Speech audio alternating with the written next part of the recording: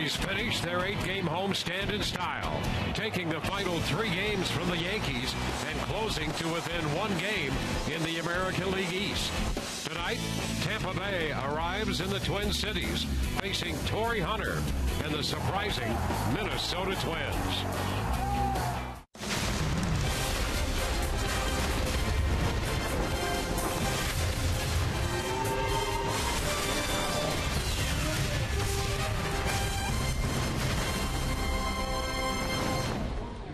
We welcome you to the great upper Midwest in Minnesota. Where tonight the Rays begin a 5-game road trip and a 3-game series here against the Minnesota Twins.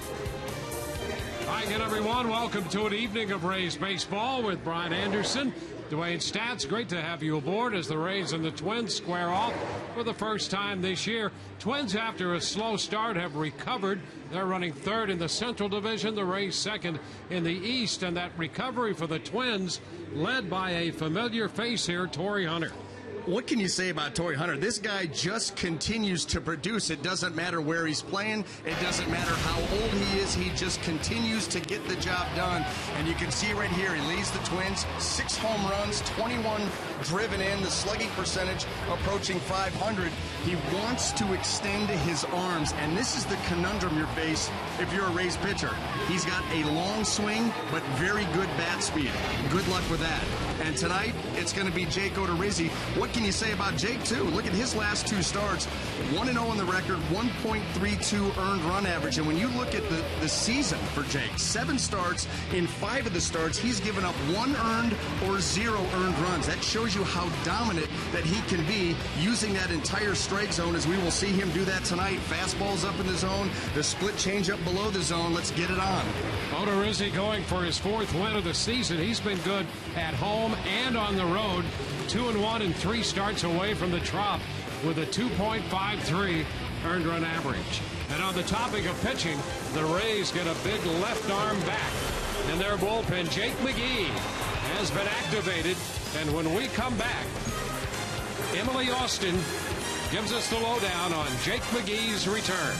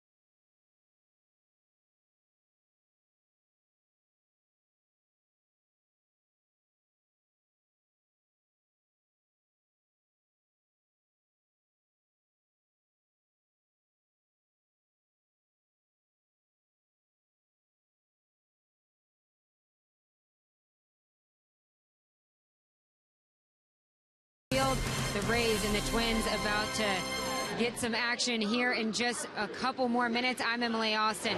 An already great Rays bullpen is about to get an extra boost tonight with the return of left-hander Jake McGee. McGee finished his final rehab game in Durham on Wednesday. He underwent surgery to his left pitching elbow back on December 12th, but tonight he is activated from the 15-day disabled list. Looking back to last year, 73 games, a 5-2 record with a career-high 19 saves. We talked with McGee and Kevin Cash before the game to see how he's going to start off his season. We'll constantly factor in the situation, but talking to him today, he's ready to pitch, and if he's ready to go, we know what a weapon he can be. So it'll be, I would imagine, in similar leverage situations that he's pitched in the past. Whatever Cash feels comfortable with too. We talk a little bit, just kind of ease into it, take a day off in between, and just kind of do matchups too, since I'll be the second lefty in the bullpen. So. Brad Boxberger has been pitching well, so 10 straight saves for him. Kevin Cash doesn't believe one guy has to be named the closer. We'll see how everything plays out. The Twins and the Rays set to take on here at Target Field. We'll be right back with all the game action right here on Fox's Sun Sports.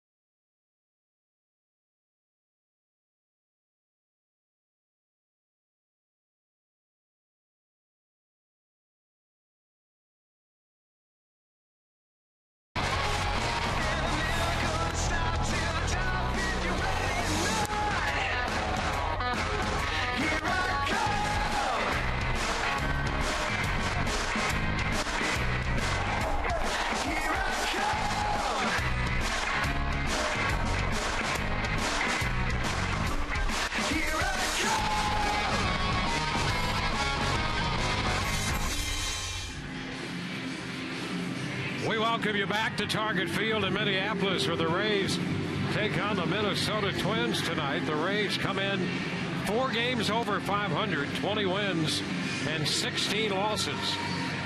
Just a game behind the New York Yankees in the AL East. Our lineup tonight presented by your Southern Ford dealers. The Rays will have Kevin Kiermaier leading off, followed by Steven Souza Jr. and Evan Longoria. James Loney hits cleanup in front of Logan Forsythe. David DeJesus is the DH with Asdrubal Cabrera hitting 7th at short.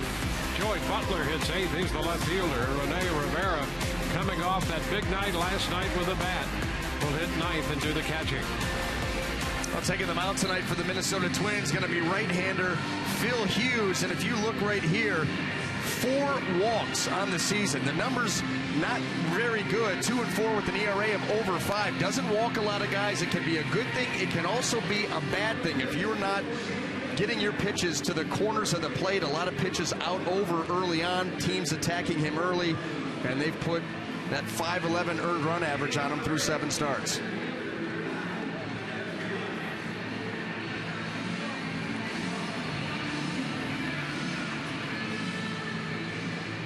Well, there's Kevin Kiermaier set to get things started for the Rays tonight. In the leadoff spot once again for the Rays. Kiermaier has made 8 of his last 9 starts leading off. And the first pitch of this game presented by Pinch-A-Penny, and it's a cut and a miss. Strike 1. And you're going to see that a lot because of the way that Phil Hughes pitches. Fly ball lifted into left. That's Escobar after it. 1 away. Well, let's take a look at the Twins defense and see how it's going to line up tonight behind Phil Hughes. In the outfield left to right, we have Eduardo Escobar, Aaron Hicks, and Torrey Hunter. Across the infield third to first, Trevor Plouffe, Danny Santana, Brian Dozier, and Joe Mauer. Kurt Suzuki will be behind the plate. Steven Souza Jr. in the box, and he takes the first pitch for a strike. Hughes in and around that strike zone almost with every pitch. Well, when you look at his pitch breakout, he's about 75% fastball, and with only 4 walks, I mean, start to do the math here. You better be up there ready to swing the bat and look for the heater. Well, he's given up 9 home runs in the 44 innings coming into this one. And the hitters know he has great control. And he, from start to finish, pounds the strike zone. And really, when you talk to the Minnesota people, the issues early on with Phil Hughes, has he been throwing strikes by the bushel? The problem is they haven't been the quality strikes. Hasn't been on the outer third, the corner. A lot of pitches catching the heart of the plate. Teams have made him pay. There is a check by Souza. The count goes to 2-2. Ooh.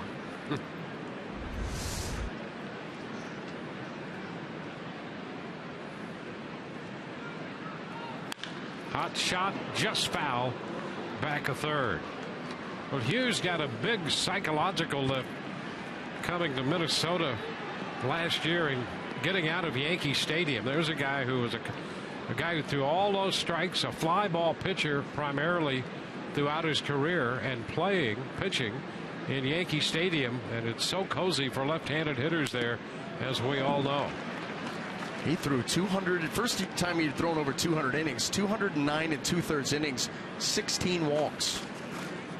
Gave up 16 home runs and walked only 16 all year. Had the highest strikeout to walk ratio in the history of Major League Baseball. Ground ball to third. Plouffe up with it. Throw to first in time to get Souza.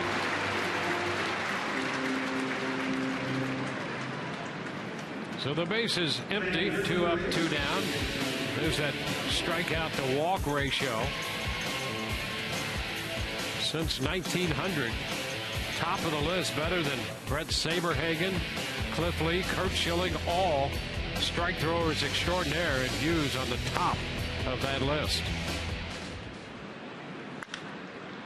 Evan Longoria lifts the first one then to center. Hicks is there to make the catch. 3 up, 3 down. We go to the bottom of the first. Jake Odorizzi will be heading to the mound.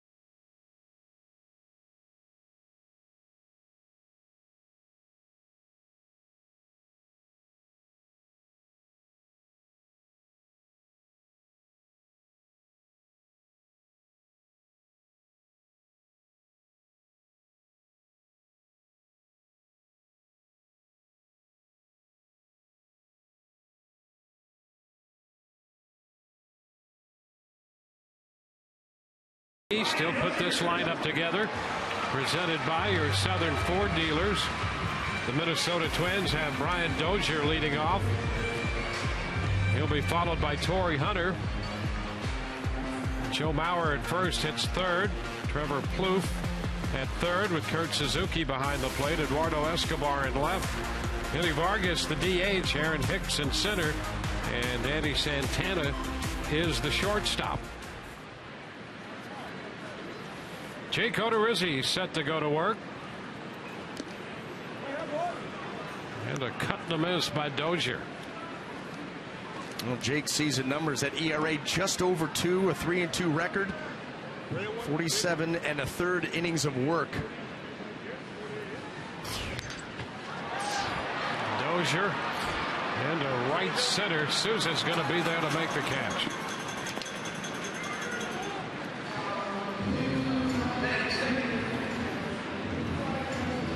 Let's take a look at the Rays defense quickly here.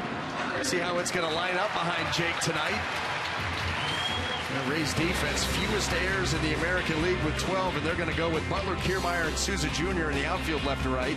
Across the infield third to first, Longoria, Cabrera, Forsythe, and Loney with Rivera behind the plate. Torrey Hunter goes after the first pitch, drops it into center field in front of Kiermaier for a base hit. Hunter has been a big part of their offense back in a Minnesota Twins uniform. He started his big league career with the Twins, and back this year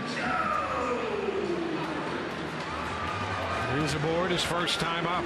Well, talked about him in the open, leading the team in home runs, runs batted in. Just does not age. He just year in and year out goes up and puts up numbers.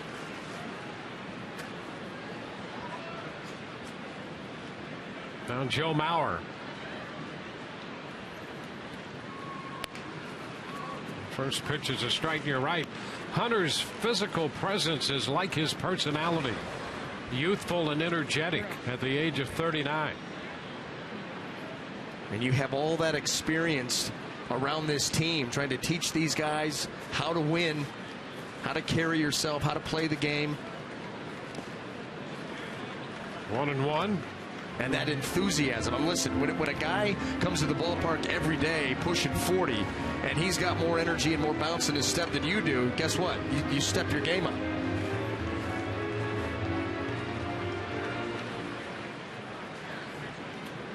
Mauer at 274. Interesting 234 against right-handed pitching. There's a base hit through the right side. Hunter's going to go to third. Souza's throw offline. Mauer back to second, and he is safe. Torrey Hunter, very good base runner, very good read on that hit by Mauer. He's going to head to third. Souza Jr., in his youthful exuberance, is going to try to airmail this throw to get him. There's no way that you're going to get Torrey Hunter on this particular play right here as he reads where Souza Jr. is and the ball's speed. But the overthrow of the cutoff man to Longoria allows that to happen. When you airmail Joe Mauer, that's happening right in front of him. He reads it and he moves up 90 feet. And suddenly the Twins have a one-out scoring opportunity in the first inning. Trevor Plouffe takes the pitch down.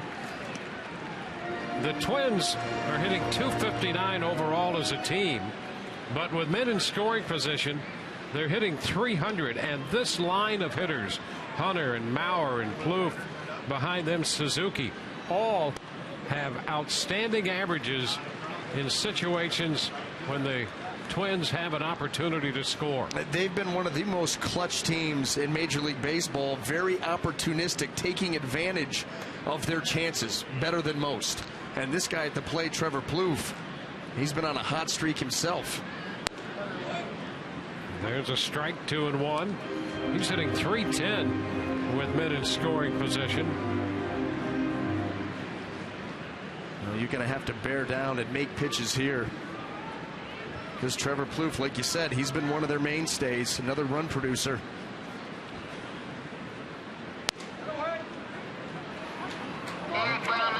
Strike 2. Well, it's 2-2.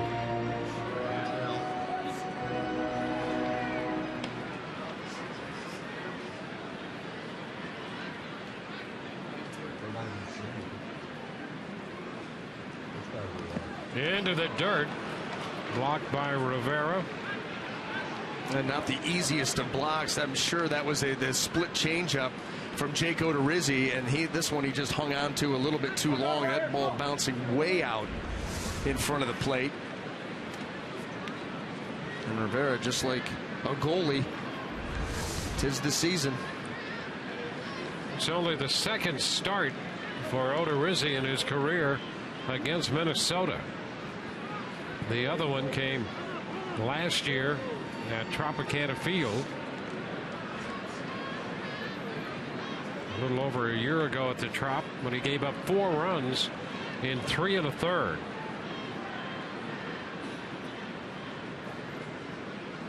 And a cut and a miss. Plouffe out on strikes, missing the Odorizzi fastball. Trevor Plouffe was looking for something on the outer half of the plate. And in the full count, Jake Odorizzi, that fastball ends up coming up and in on Plouffe and really tied him up in that swing. And that's what tells you he's looking for something away. And he was right. It was supposed to be away. But up and in, more effective. That'll be the catcher, Kurt Suzuki. Suzuki has been revitalized here in Minnesota to the point of making the All-Star team last year.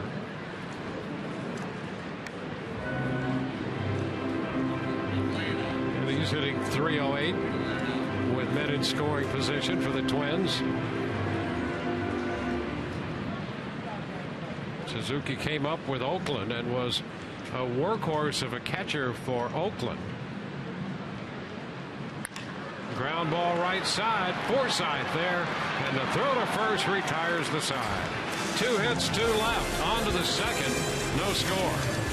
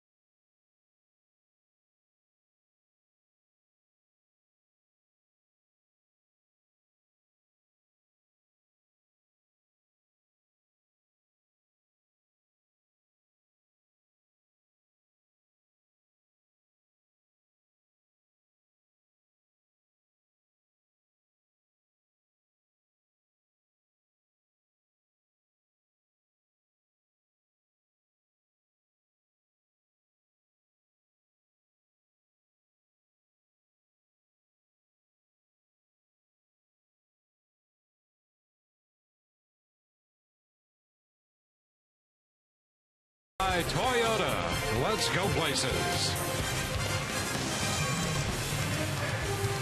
The Twin Cities, St. Paul, Minneapolis. A brotherhood in this community of those two fine places. The Rays are facing Phil Hughes. James Loney hitting cleanup. He'll be followed by Forsythe and then DeJesus.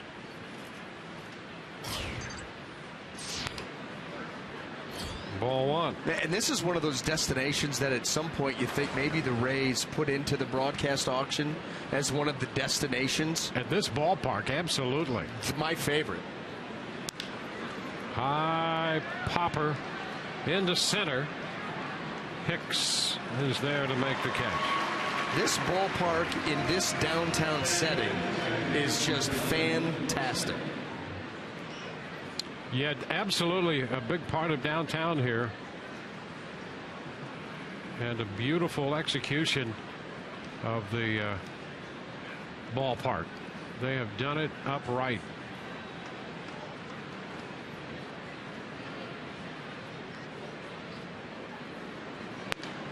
Forsythe takes a first pitch fastball for a strike. See Logan hitting .303. 15 home runs. He and Souza each with 15 runs batted in. There's a strike. Breaking pitch. And the breaking ball tonight early on looked sharp for Hughes. And as you mentioned at the outset, that's a pitch that he really hasn't used a lot. Fastball, cutter. Yeah. And occasionally the curveball. You know, he had a slider in New York and he sort of got rid of that. Used the curveball here, and even that sparingly. You know, and he's got this curveball here. It's got that slurvy type of break. And so, you know, and I'm sure that he's a pitcher that, you know, he's been around long enough that he'll change the shape of that, maybe try to throw one a little bit harder here and there if he's got a good feel for it that night. But you're right, it's amazing when you see the breakout early how little he's used that. It's been fastball, cutter, primarily fastball. And teams, you know, they get wise to that stuff. They have scouting reports just like we do. Yeah, if we can get them, they can get them. It's right. and that's what you've seen. You've seen, you know, attack mode early against him. You know, swing and miss percentage on the first pitch is through the roof, which you would expect. A strike thrower that's fastball heavy and not 95 plus. 28 years old. He'll be 29 in a little over a month. Forsythe lifts it into right center, waiting on that pitch. And Hunter is there to make the catch. So 2 gone. 2 up, 2 down for the Rays. And David DeJesus serving as the designated hitter in Kevin Cash's lineup.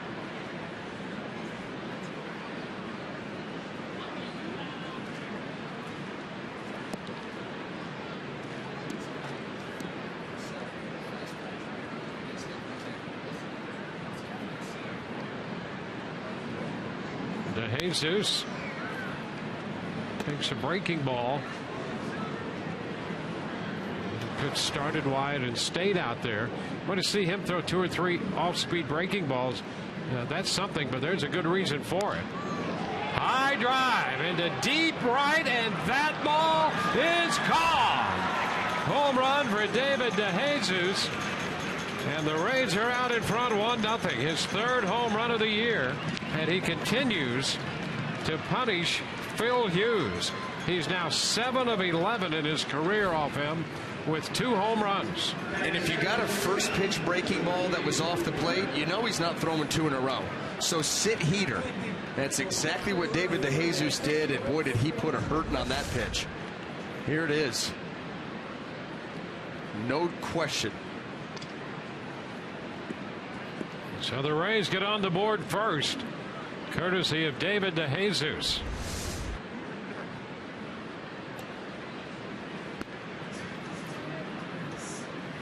As Drupal Cabrera takes the pitch down.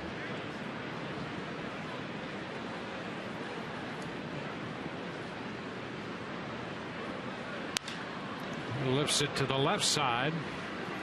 It's Escobar coming in, making the catch. So the Rays are out in the 2nd, but not before David DeJesus unleashes a long one to right, 1-0.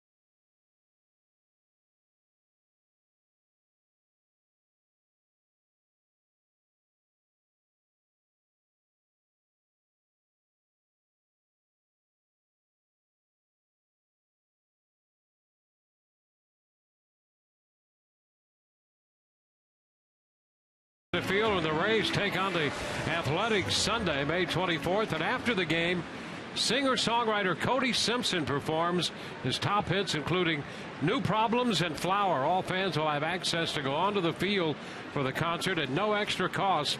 Call 888-FAN-RAYS or visit RaysBaseball.com. Rays up.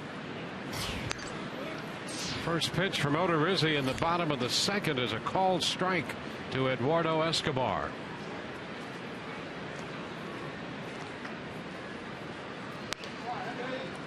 Upstairs, Escobar is the start of a string of 4 consecutive switch hitters in this Minnesota lineup, put together by Paul Molitor. 2-1. Well, there's so much versatility when you're able to do something like that. You can create nightmare matchups if the guys can handle the bat from both sides of the plate. That's the tough part. Down the left side toward the corner. That's a foul ball. And there's not a whole lot of foul territory down there for Joey Butler to be able to make a play. As you can see, that wall gets awfully close deep in left field.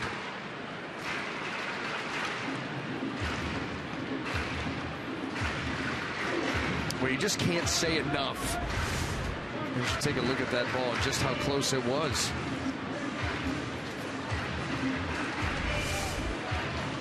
Let's say enough about the work that Jake Odorizzi did in his last start against the Rangers. Well, the whole team's been sick, it seems, and he really was. A little looper out from short is Cabrera to make the catch. And boy, you're right. He couldn't go the day before, got the start pushed back, and he was still ill. You could tell that from pitch 1. And the team needed him to eat up innings. You know, the bullpen has been one of the most heavily used bullpen in all of baseball, and they needed Jake that day. He was sick as a dog. He pitches into the 7th inning once again, a season high 110 pitches, and he gave up just the 1 earned run. And you're right, he was dragging. And Vargas shooting one fair. That's headed into the corner. Souza will make the pickup, and Vargas is on his way to second. A 2-base hit. Vargas jumps on the first one. Well, you talk about jumping. How about the ball jumping off of his bat? Or that had that special sound, the way that he laid into that pitch, and that ball was over the head of James Loney in a heartbeat.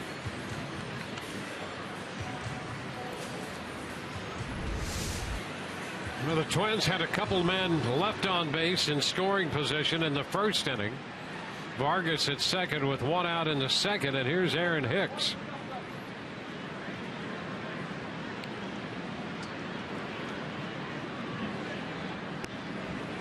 And he takes a strike. Breaking ball. Hicks, 25 years old. The Twins continue to be hopeful that he can turn into the outfielder they had projected him to be a couple years ago.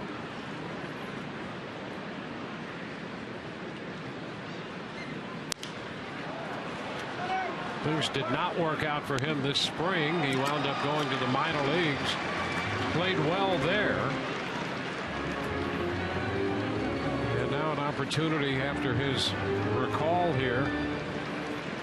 And so far he's 4 of 11.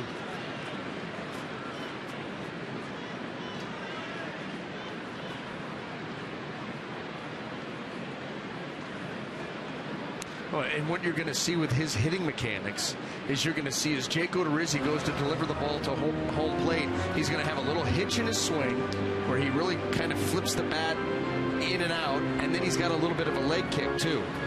And I'm going to tell you something, that could be problematic over the course of a full season of big league pitching. Those are a couple timing mechanisms that really can be exploited. It's tough to keep those in sync over a long period of time.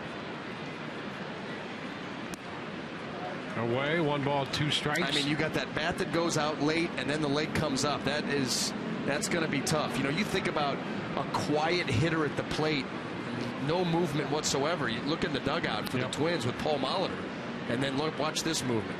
little snap and leg kick right here. 2-2. Yeah, that's a unique approach right there. No, and anytime, listen, you will have hot streaks, and his timing will be on for a period of time. But with more movement and more things of this nature, more to go wrong. Well, you see case after case, both pitching and hitting in this game, where less is more. Yes, yes. And very few. I think the first guy that comes to mind that had a lot going on and could make it work, Gary Sheffield.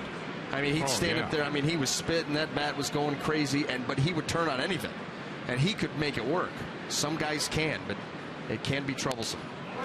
Just a little piece of that one foul. Well, if you're strong enough, maybe you can do that, but you've got to be super strong. Oh, yeah. Yeah, because what ends up happening is change of speeds is what is going to get you. Because that'll throw your timing off. Change up, then a fastball by you. You can see that little bit of an awkward swing trying to protect.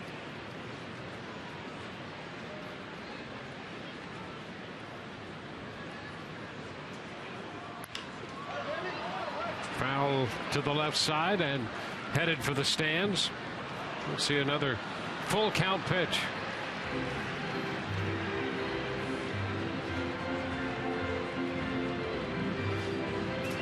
Jake Odorizzi making his 8th start.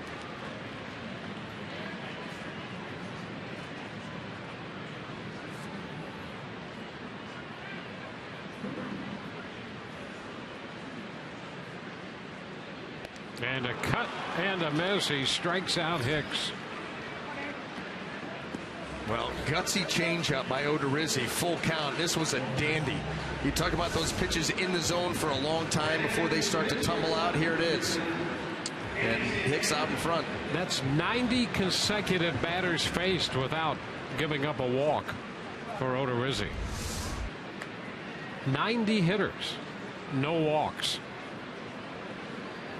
We got 2 guys out here that just fill up the strike zone, and we talk about Odorizzi filling up the strike zone. We mean the whole zone. You'll see him all over the place. Santana, while popping away in an attempt to move by Vargas, and he's in there without a play. So another move up. The Twins have a man at third base with 2 outs.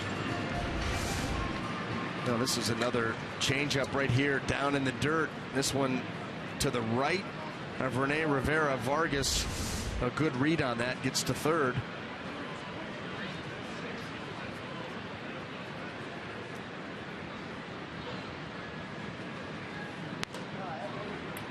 Upstairs, 2-0 to Danny Santana.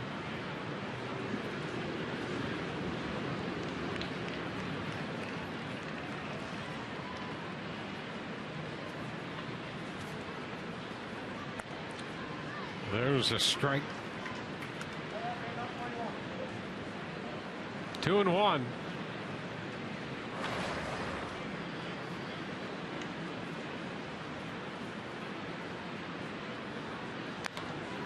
And he powers that one by Santana, trying to catch up. 2-2. Well, Santana, he's an aggressive hitter. He took the 1-0 fastball in the same area, but the 2-1, not going to let that go by. And now Jake's back to 2-2 and can go anywhere. And a full count.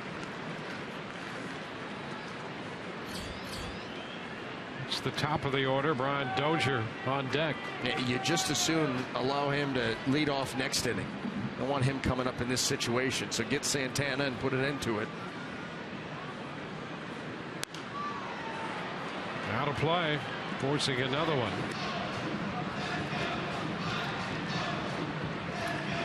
Rays got a run in the top of the inning on the David DeJesus home run. And with 2 outs, Odorizzi pitching with Vargas at third, and a full count on Danny Santana.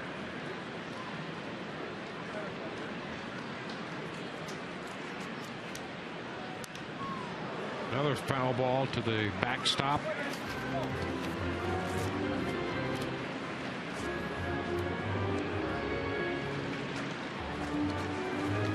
Santana back at shortstop. He was originally a shortstop, then spent some time in the outfield. Third 3-2, got him, strikes him out. So 2 strikeouts, stranding a man in scoring position. 1-0 Rays.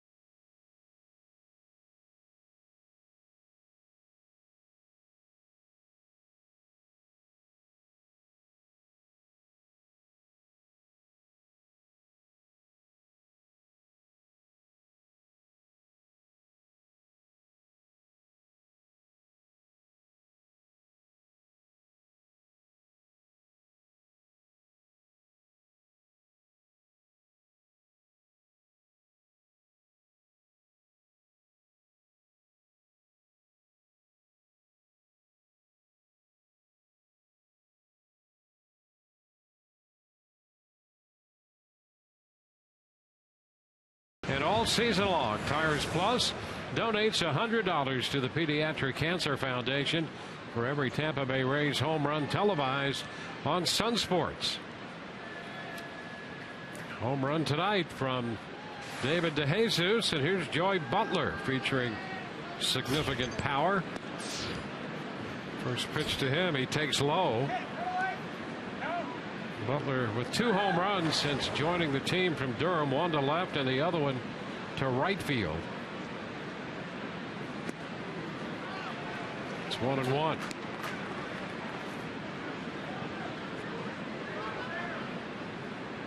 Butler, a pretty good sized guy, and the man on the mound, Phil Hughes, standing out there at 6'5" and up around 250. 1 ball, 2 strikes. So we've got a heavyweight matchup right now. A lot of punching and counter punching here.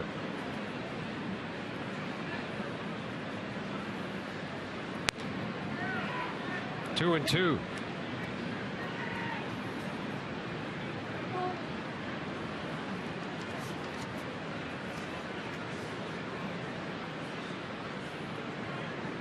Hughes last worked against the Cleveland Indians. Foul out of play.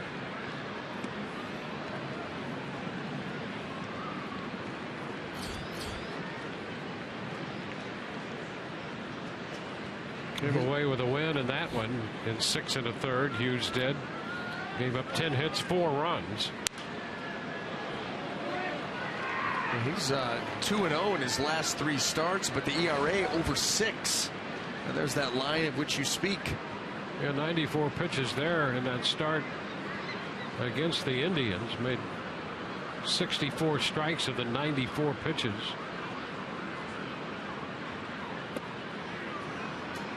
Full count. Time before that, he beat Oakland in a 6-inning outing. That was an 8-7 final. He left with a score 8-5.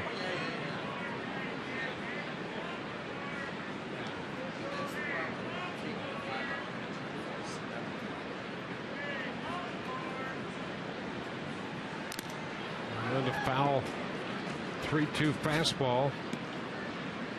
So it's been an 8-pitch at bat here to begin the third for Butler.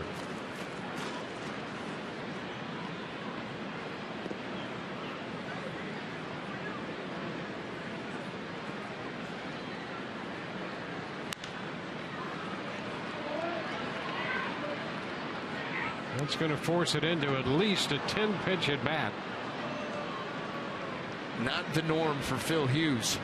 Doesn't walk guys, a lot of early contact. Not used to these prolonged ABs.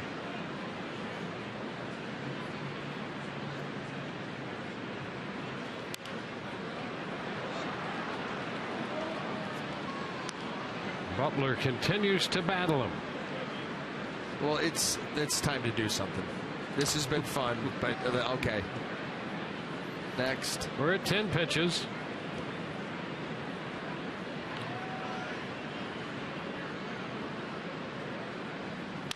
And a base hit up the middle.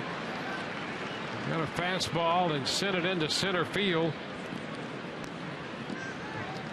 Butler earned that one. Sure did. Down and in, and look at him just go down and get inside that. I've seen him do that a number of times, be able to stay inside the baseball. That's where you talk some of that power to the opposite field and use it in the middle of the field right there for a leadoff hit in the third. Butler continues to make a case to secure some time in the big leagues. Good at bat against Phil Hughes. Here's Rene Rivera. Into the Minnesota dugout, strike one. Big night last night at the Trop for Rene Rivera, including the 3-run home run in the second inning.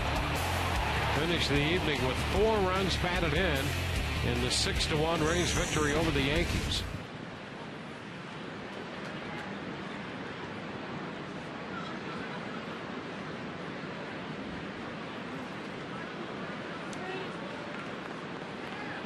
Rays have had a run of success here at Target Field since it opened in 2010. Rays are 15-4 here.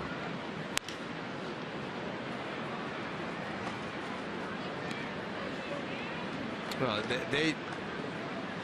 they have that streak that you're talking about here at Target Field, as you can see. Well, and the runs per game jump out at you right away. Yeah, that's a significant Toyota trend right there, all the way up and down that list. That's dominance.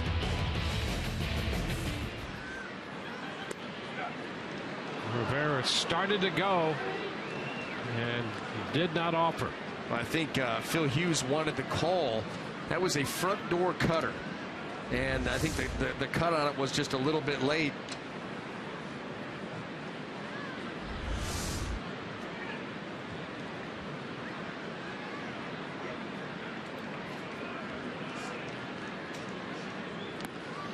Down and away. 2-2.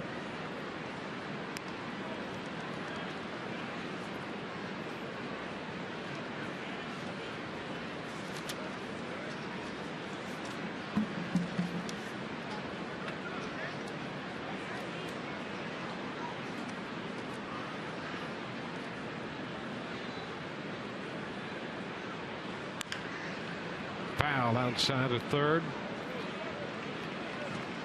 Hughes signed on a multi-year deal that runs through 19. The Twins needed to stabilize their starting pitching, and with that, their rotation last year still turned out to be last in the major leagues in ERA with a 5.06, despite his year of 16-10. Pop up left side. Santana's making the call. 1 away.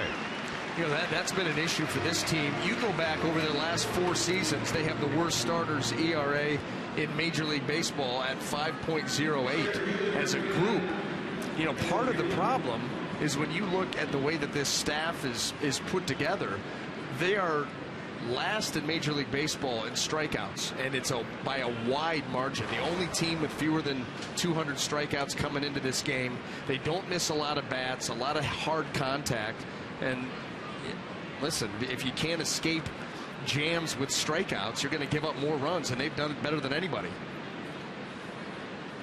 There goes the runner. Kevin Kiermaier hits a ground ball second. No play there. Dozier looked at second base and realized it was too late.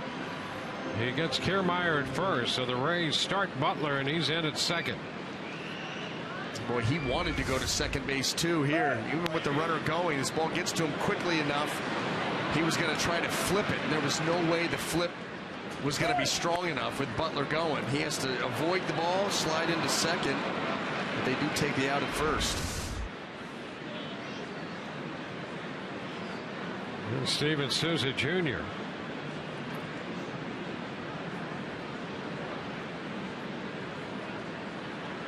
Well, the Rays with a run in the second have a 2-out opportunity in the third for Souza. Souza 236 on the year with the 15 runs batted in and 6 home runs. It has been a challenge with him with men on base, and particularly in scoring position. Hunter in right field is there to make the catch on that fly ball. No runs, a hit, 1 left. Rays lead 1-0.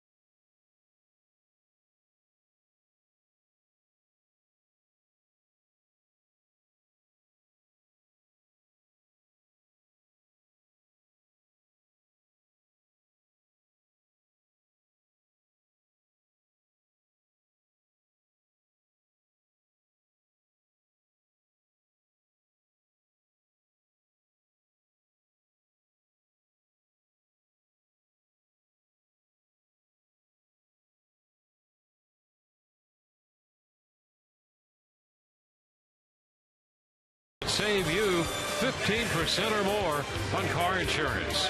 And by Courtesy Toyota. You'll love what we do for you.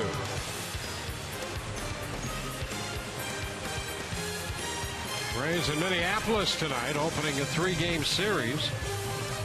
Monday, a scheduled day off, and then a 2-game set against the Braves in Atlanta. Top of the order for the Twins, Brian Dozier. And he takes a strike. Dozier, Hunter, and then Mauer due up.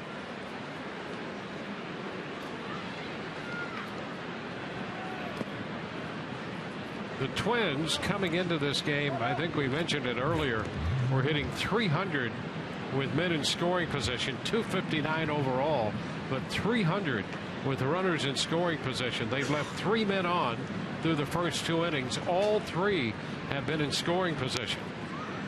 And that's where you start to think, boy, when you're able to hit that, that level, 300, not going to stay there. At some point, it's going to regress back to the norm. And are they going to be able to continue to score runs at that point? It'll be tough. High shot deep to left. Butler will go to the wall. It's gone. Brian Dozier ties the game.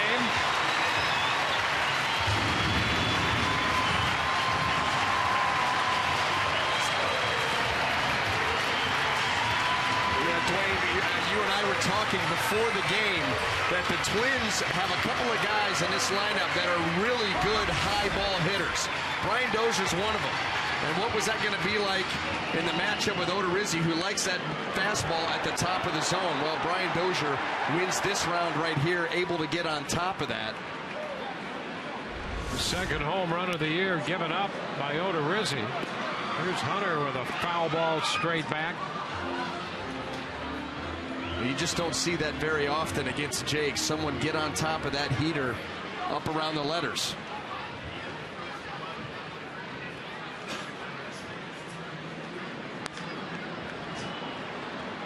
It's going to be out of play.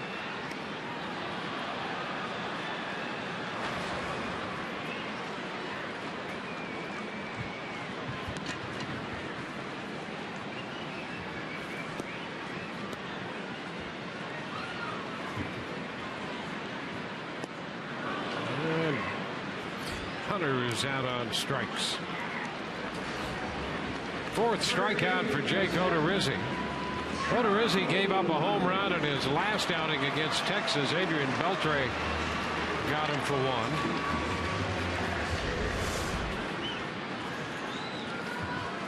There's Dozier.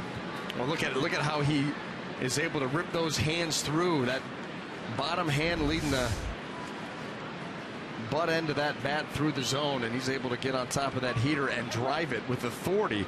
And that's no fluke either. This is a guy who hit 23 home runs a year ago and his 5th this year.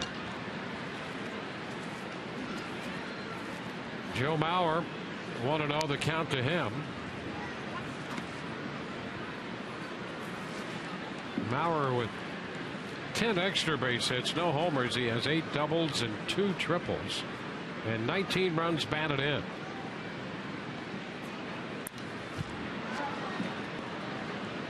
Oh, it's 1-2. Well, just has not been able to produce the big power numbers. Does not have a home run yet this year. Yeah, there was some discussion around him earlier this year to hit him leadoff. He was not hitting with a lot of power, but he was getting on base a lot.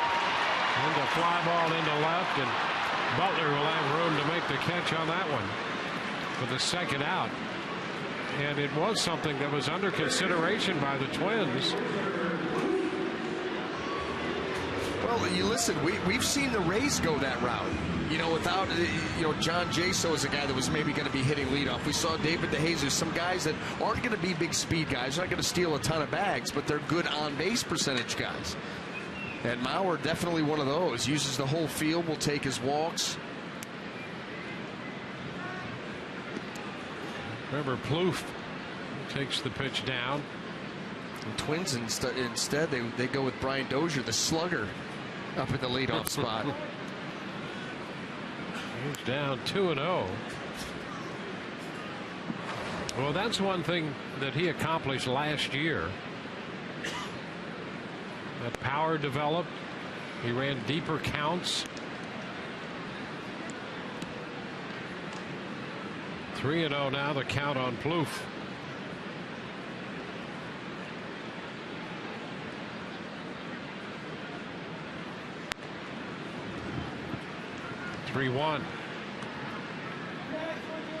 DeJesus, a home run for the Rays. Dozier, a home run for the Twins. There's a base hit through the left side. With 3 defenders on the left side, Plouffe singled sharply into left. Yeah, sharply, the key word. You're right, because they had the shift played on Trevor Plouffe.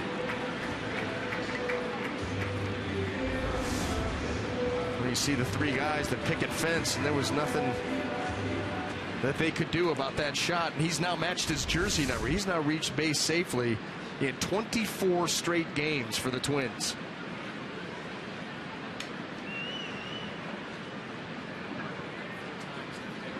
And here is the catcher, Kurt Suzuki.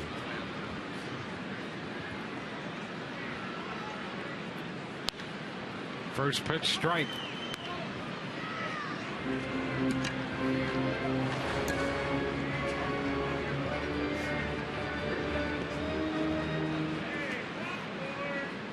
Suzuki last year, an all-star, benefited from Tom Brunansky being his hitting coach.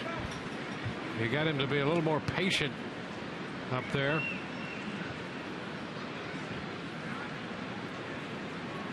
Down in the count now, 2 strikes.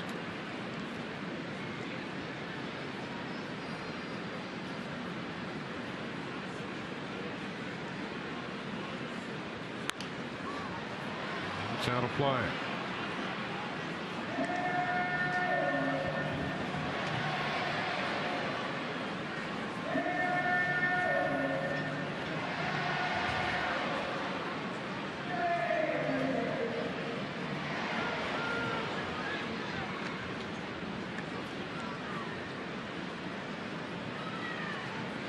Four strikeouts for Jake.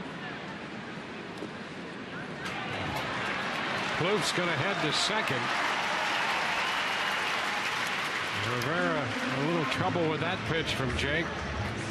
There's been a couple of those off-speed pitches down in the dirt, and a great read here. Another split, but a good read by Plouffe off of first. The secondary, look at, he sees that ball. That anticipation was one of the better ones that we've seen, where he really was leaning towards second, anticipating the ball in the dirt, got it, moved up.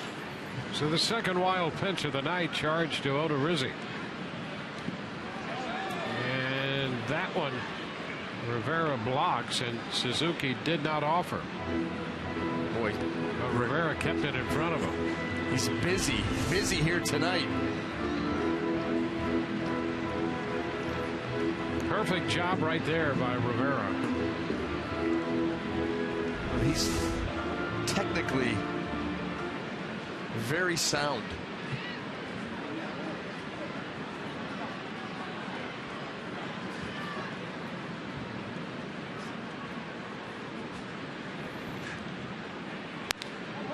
And a full count now. It went from 0-2 to 3-2.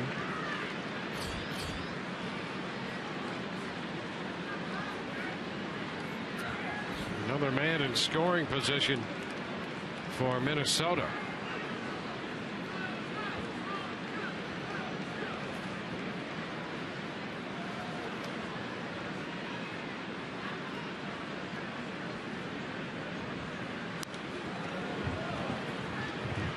Another 3-2 pitch. I mentioned the Rays 15-4 here at Target Field since it opened. They were 4-2 against the Twins last year in the season series, and they swept the 3-game series here last year and lost a series at the Trop when the Twins won 2 out of 3 there.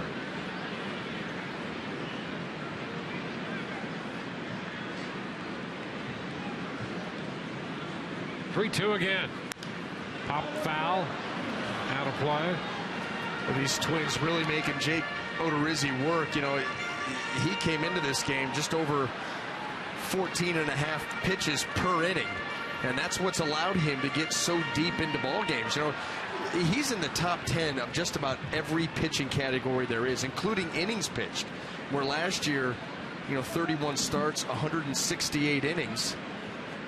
You see his ERA, top 5. But it's been quick innings, quick contact. Pitches a lot like Phil Hughes does. But tonight, the Twins, a lot of extended at-bats. Yeah, the pitch count has gone up each inning now from 14 to 22, now 24. Fly ball short center. That's Kiermaier. And the Twins settle for one on the Dozier home run. We go to the 4th. Evan Longoria will lead off for the Rays in this tie game.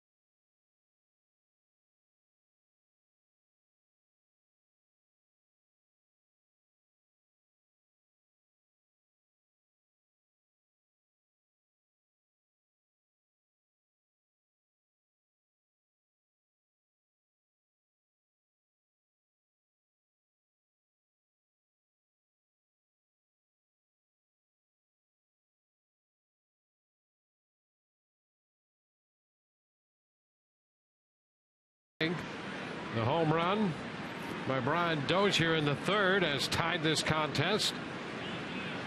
Evan Longoria will lead off the fourth.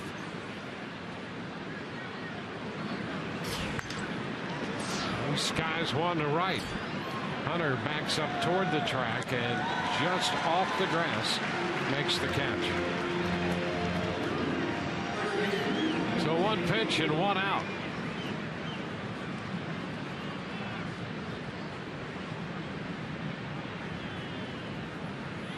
James Loney about to step in now. Loney 0 for 1.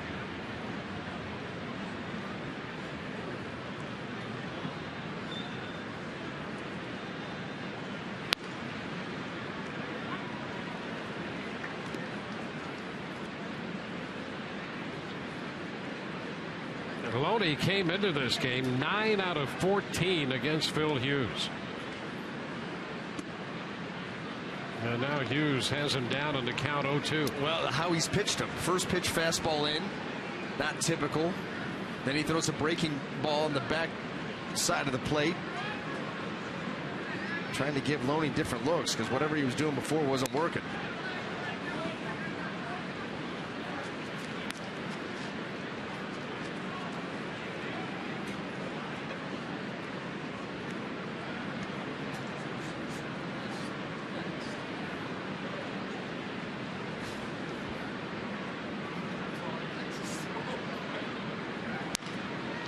Into left, charged by Escobar. He's there. So 2 up, 2 down in the fourth inning. Let's check in right now with Emily Austin. Emily? Thanks, Dwayne. Logan Forsythe this season has been given an opportunity, and he's making the most of it. Not only is he batting .303 and currently tied for the lead with 15 RBIs, but Forsythe, out of the 6 players with more than 100 plate appearances, he's had the lowest strikeout percentage at 14.1%. So clearly he's hard to get out, guys. You can we talked with Kevin Cash before the game. You can make an argument that Forsythe may be the most consistent offensive player on the Rays right now. Your thoughts? Well, he's certainly up there in runs batted in. He's tied with Souza for the team lead and gaining respect enough that Hughes started this at bat with a curveball to get ahead of him. So opposing pitchers taking notice of what Forsythe is doing, and that's the real test as to whether you're being effective as a hitter or not. You know, all the different categories that he leads the team in, and you can tell just by his swing exudes confidence. I mean, that's the only way that you can put it. When you start to think about Logan Forsythe, the swing from last year compared to the swing that we've seen here in the first month and a half of the season, night and day. 2-2. Tried another front door cutter, just missing with that pitch. And start that pitch in off the plate and just try to cut it 3, 4, 5 inches right to the corner. Hitter will give up on it. Tried it again. No, listen, it's one of those pitches that you know if I execute, the at-bat's over. The at-bat's over. The hitter's going to give up on it because he's going to see fastball in off the plate and stop, and it's going to cut just a little bit, and I'm going to get him. But you got to execute it. Fastball in there, and he taps that one foul. Well, here's a guy. We talked about Hughes early. Between the fastball at about roughly 75% and the cutter at 15, you don't have much left with those other pitches, and he's loaded up on the curveball and that cutter in this at bat to Forsythe. That walks him. How about that? That's a breaking ball. 3-2. Ask for the ball. Ask for the ball. So there's a walk here. He walked only 16 all of last year, and this is only the 5th walk given up this year by Hughes. So he thinks enough of Forsythe to try to throw a curveball 3-2. Now David DeJesus, but you get to this guy who has absolutely been murder for the right-hander Hughes. De Jesus now is 7 of 11 off him.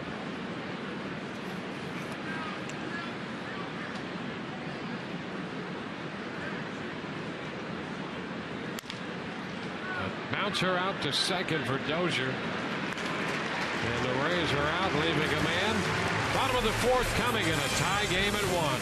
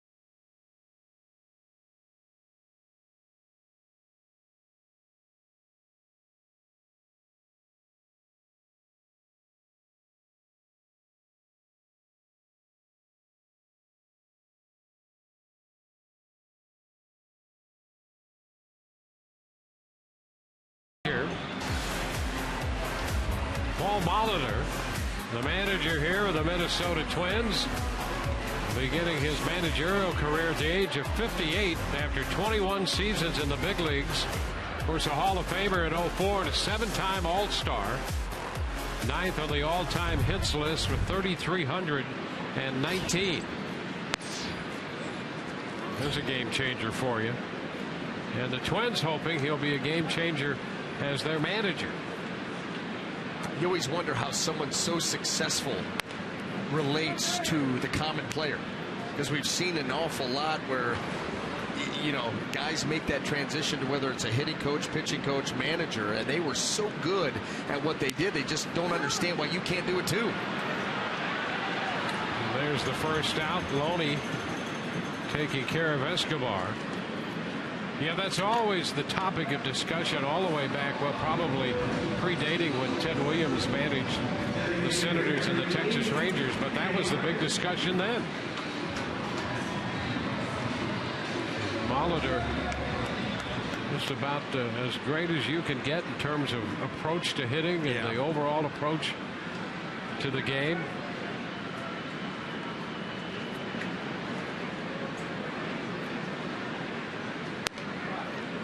Pitch up to Vargas. 1-0. Molitor, a Minnesota native, and attended the University of Minnesota.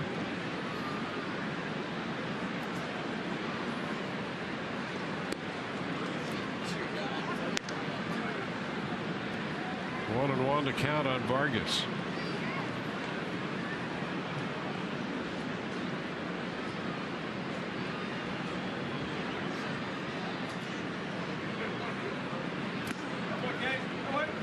Two and one. Molitor's only the third manager the Twins have had. If you go back to the end of the '86 season, Tom Kelly became their manager, succeeding Ray Miller. So you had Tom Kelly, Ron Gardenhire, and now Paul Molitor.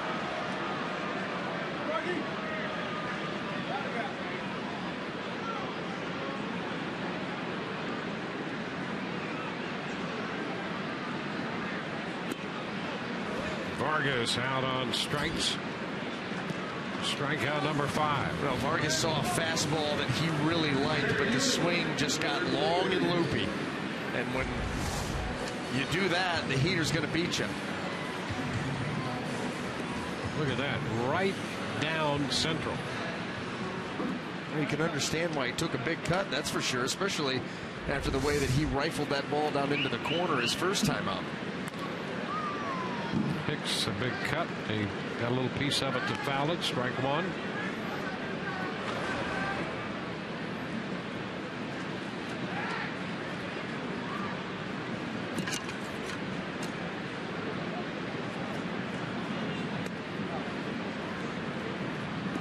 One and one.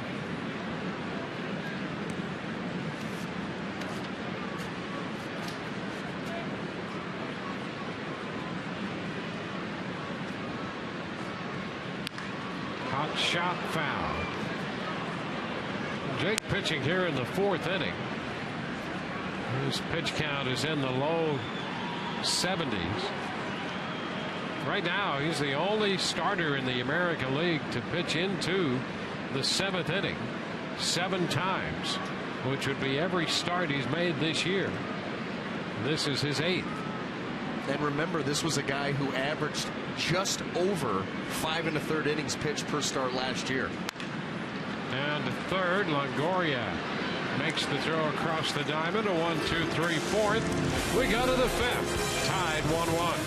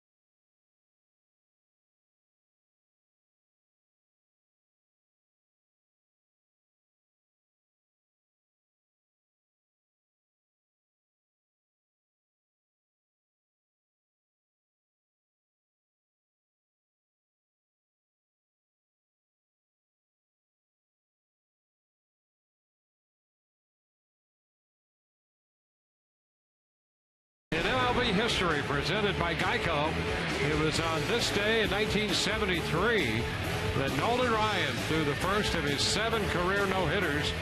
The Ryan Express's 3-0 gem, the first no-hitter thrown in Kansas City and Royal Stadium.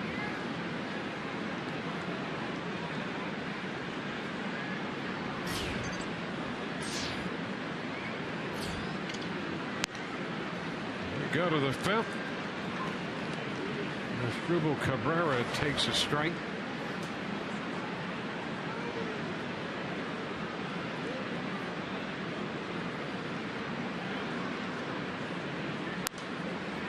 Pop foul, going to be out of play. 0-2.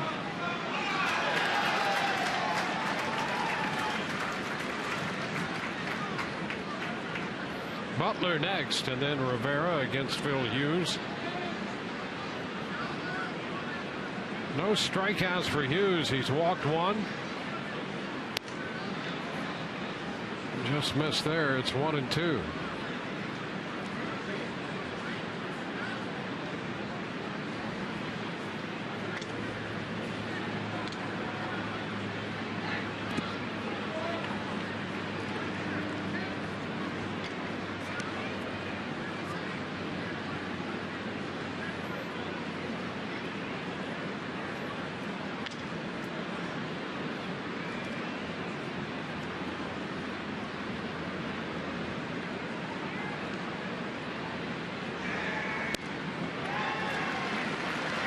Pitch down and in. disappeared on Cabrera, and there is the first strikeout for the right-hander. Follow the Rays all season in 2015 with MLB.com at bat, the #1 app for live baseball. At bat up to the moment, at any moment, with in-game highlights, live look-ins, replay reviews, and more. Get MLB.com at bat for your smartphone or tablet. Here's Joey Butler. Butler had an extended at bat his first time against Phil Hughes, and eventually singled into center to begin the third. Found his way to second, but was left on. Rays have left 2. Twins have stranded 4. There's a fly ball to the opposite field, sending Hunter back to the track, and that ball's going to be off the wall. Butler heads for second, and he's in there with a double. That's some of that opposite field power we mentioned his first time up. And it almost looked like Torrey Hunter misplayed that. That ball did not hit that far up the wall. And almost like he was waiting for this. Maybe it's going to go into the overhang out there. There's the ball jumping off the bat. But watch Hunter. It kind of turns like here to set up. It's going to go over the overhang, and then it's away from it. And definitely, if he's going all out and has a good beat on that baseball, he would have been able to catch that without even jumping. Breaking ball to Rivera in for a strike. And I think your initial assessment, that's right. I think he thought it might either wind up in or carry him off the overhang. Yep. And so he almost set himself up, like you're going to see somebody play the Green Monster. Ground ball third, glove by Plouffe. That's the second out. Butler remains at second.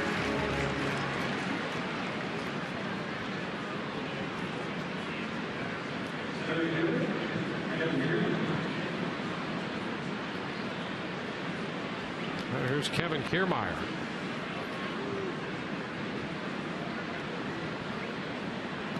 Kiermaier 0 for 2.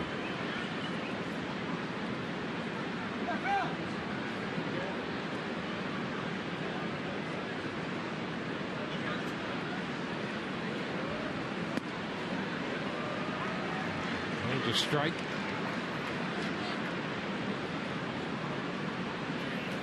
Kiermaier looking for his first hit. Fly ball to left and a ground ball to second.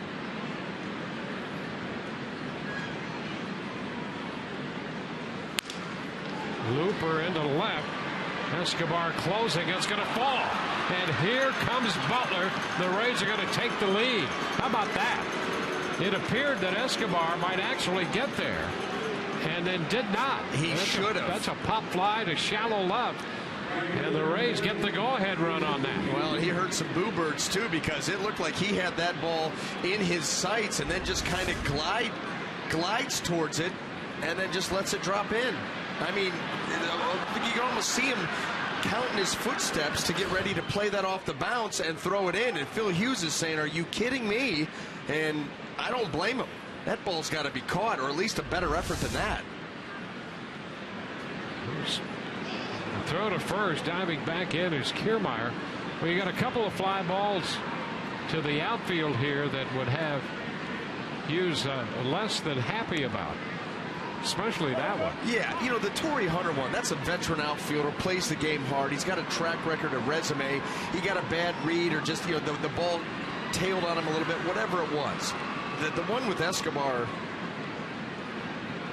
not a whole lot of defending that. Just even the short, choppy steps he was taking as the ball was dropping, as if, okay, let me get myself ready. When it bounces, I'm going to grab it and throw it into second base. No, you got to catch that. It's a 1-1 ball game.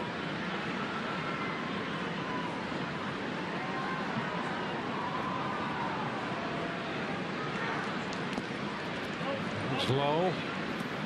1-1. Take another look at that pop fly to left.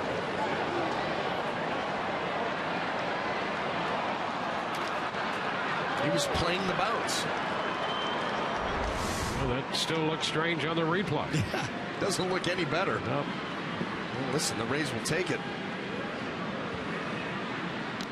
Keeping an eye on Kiermaier at first. Kiermaier, by the way, does not have a stolen base this year. He's been caught once.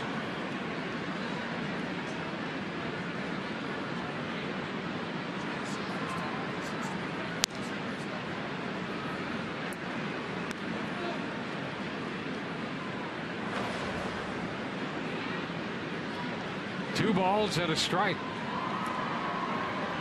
And Butler doubled off the wall and right with 2 outs. Kiermaier hit the fly ball to shallow left, dropped in. With a little aid from Escobar out there helping the Rays.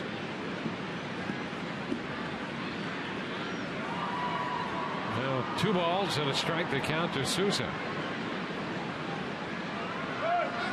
Runner goes, and this one is skied right side, headed for the stands. Foul ball, and it's 2-2.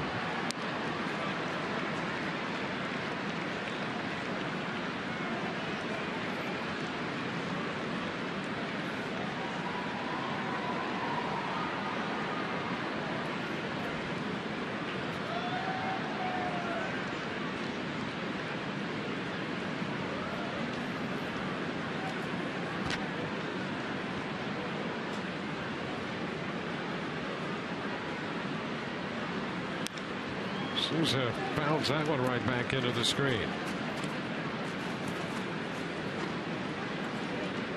Rays have 4 hits, 2 runs.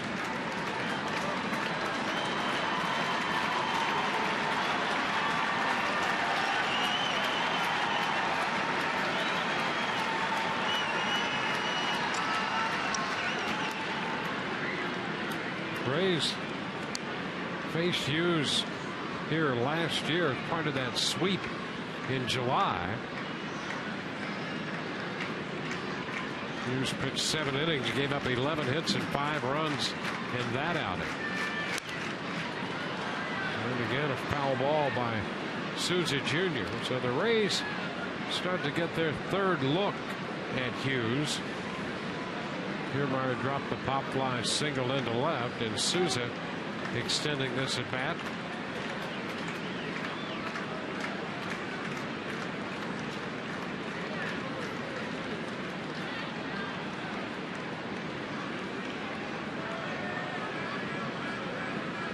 There goes the runner, and the pitch popped up.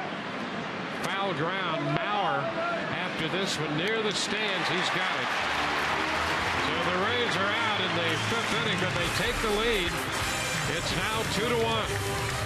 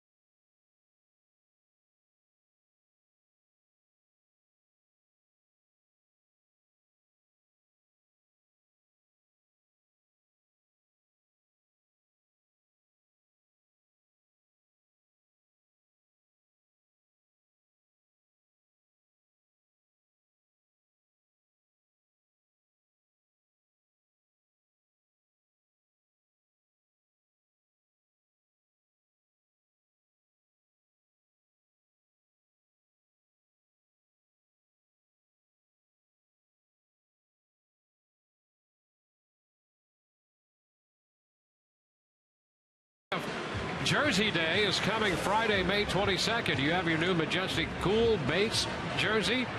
It has moisture wicking and breathable stretch fabric. so you can always keep your cool in the stands. Check it out at the Rays downtown Tampa store or the Majestic Clubhouse team store at Tropicana Field. Bunt attempt by Danny Santana, and he missed it. Santana, the shortstop, hitting ninth in Paul Molitor's lineup.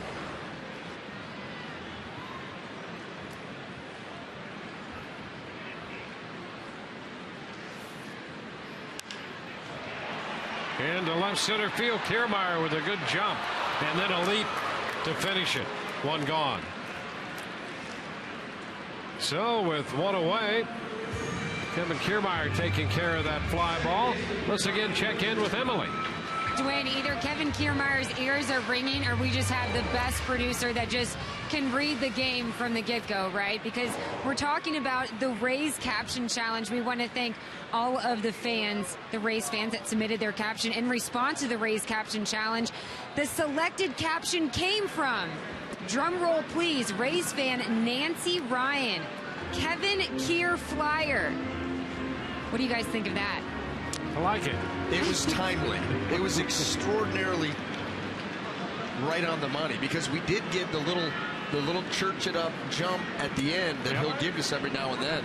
Yeah, we'll take another look at that leap into a little flying. Got a beat on it, little hop, make the catch. Otherwise known as a flying leap. Well, otherwise known as a Kevin Kier Flyer, if you will. Oh, I will. One out, bases empty. 2-1. Ground ball shortstop. Cabrera's throw is right there on the money. So Dozier, who had homered in the third, is out short to first in the fifth.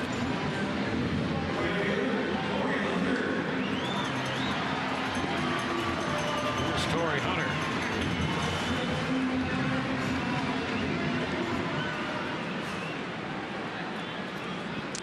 Hunter with a base hit his first time.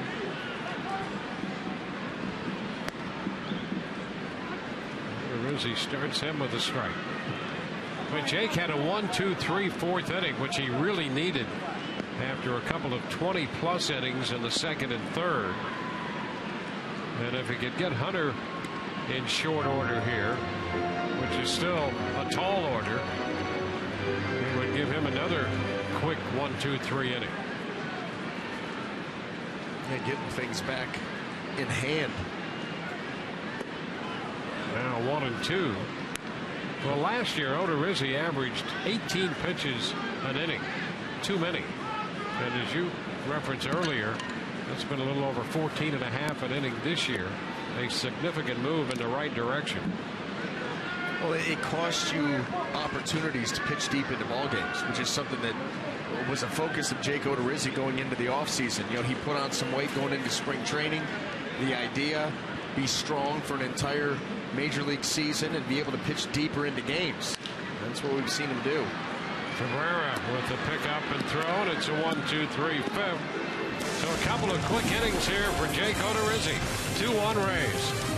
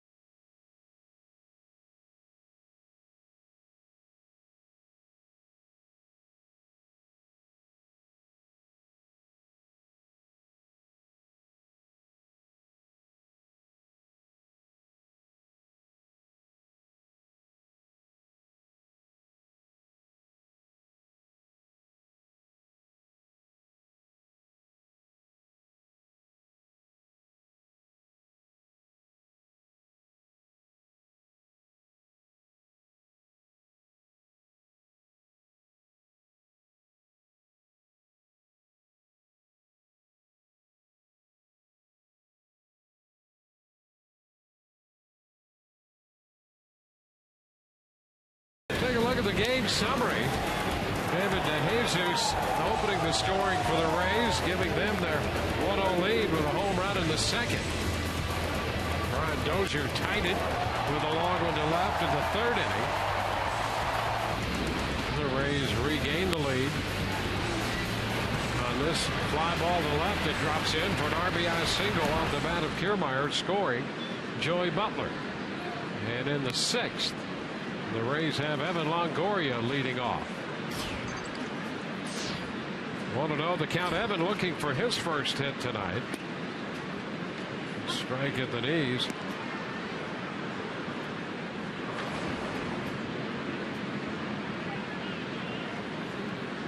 Loney next.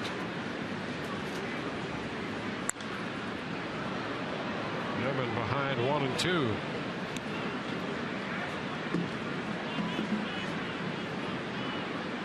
Well, the Orioles dropped their game. The Angels beat them in Baltimore 3-1.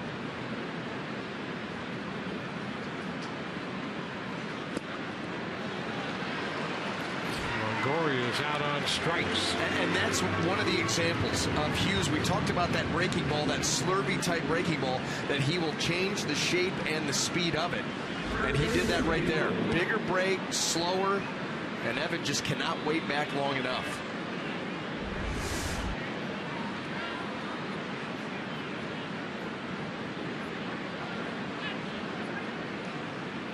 James Loney.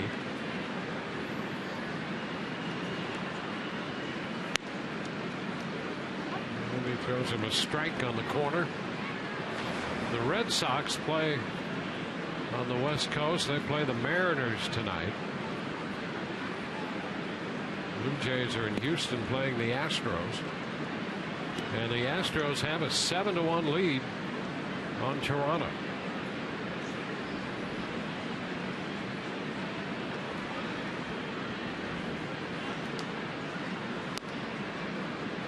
Rays, of course, out to open this series with a victory tonight, hoping to get a little help from the Royals.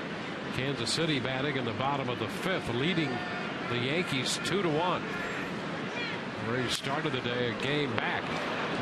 There's an extra base hit for Loney, or is it? The throw by Escobar, and Loney is out. Escobar got the carom off the sidewall and made his throw to Dozier.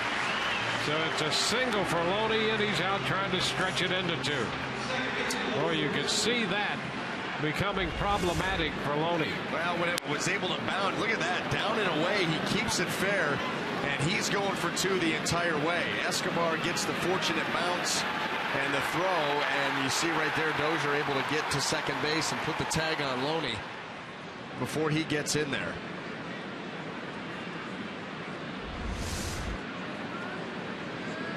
Logan Forsythe, there's a breaking ball in to Logan.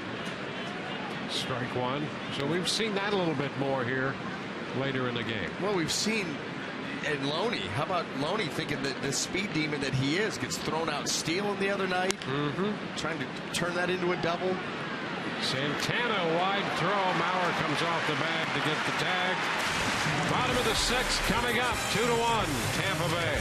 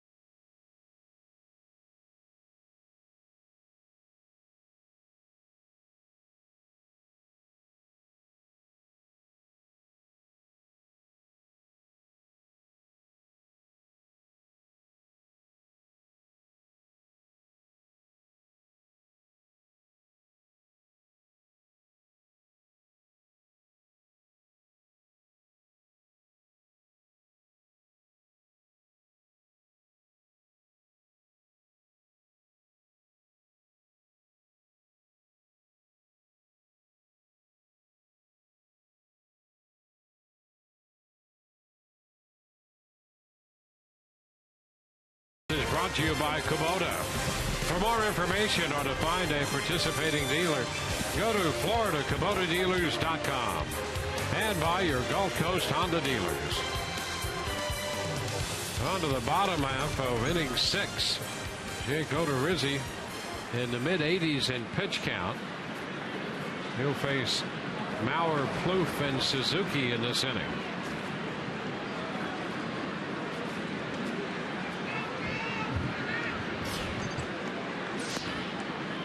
First pitch strike into Mauer, who has a hit, a single in the first.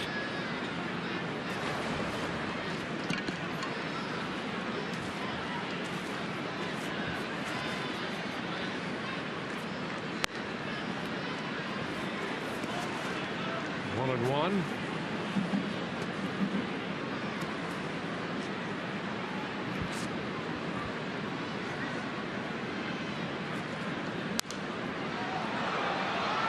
It's a ball, 2 strikes.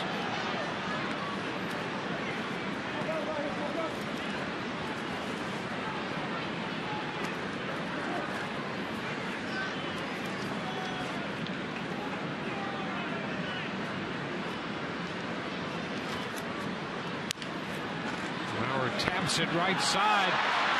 Nobody to cover first.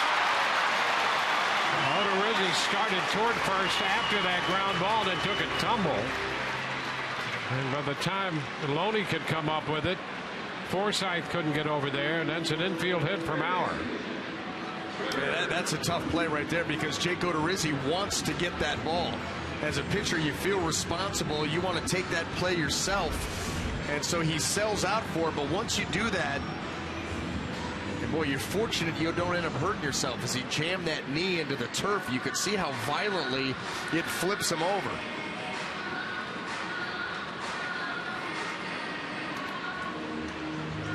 Very fortunate. That's an easy way to get hurt right there.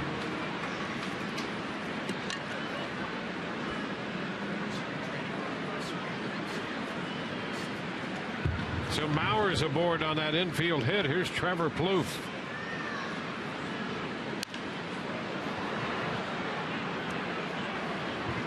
One strike to count. I'm just happy that Odorizzi showing no signs of any discomfort after that spill on the infield. Being a solid Central Time Zone kind of guy, though, he replaced his divot. It's as good as new. Line drive short, off the glove of Cabrera into left. And now the Twins are knocking on the door. Well, you don't see that often. A miscue by Asdrubal Cabrera. That ball was ripped by Plouffe, but looked to be under control here by Cabrera. Not so.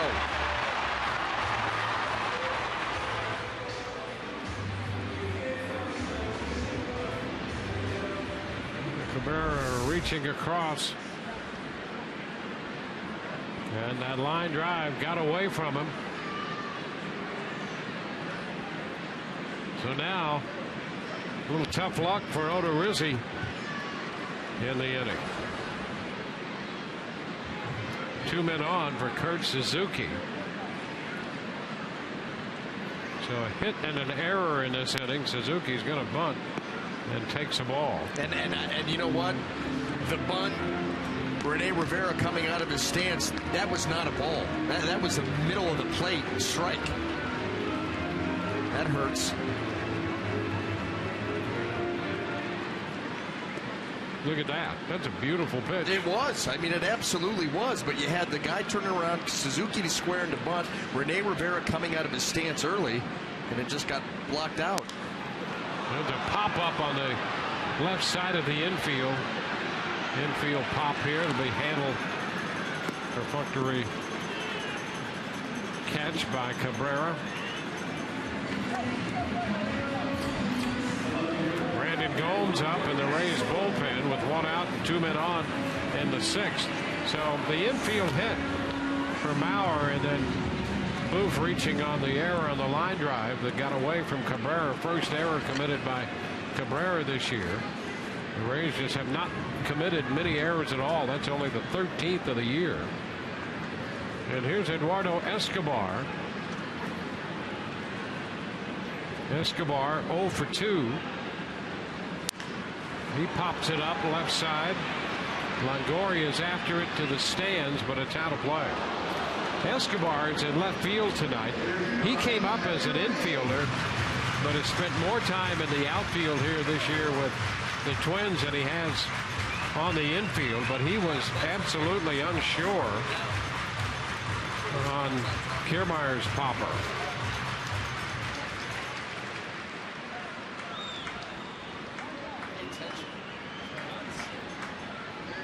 One strike to count.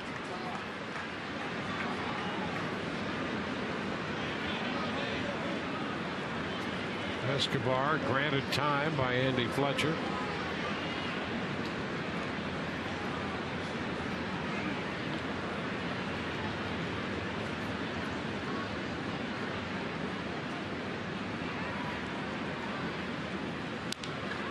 Tap foul. 2 strikes.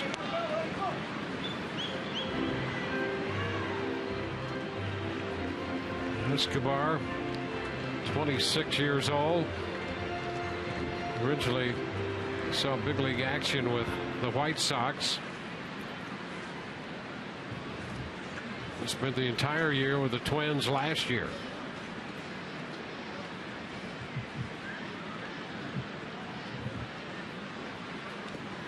Covered up. It's now 1-2. Odorizzi in the mid-90s now in pitch count.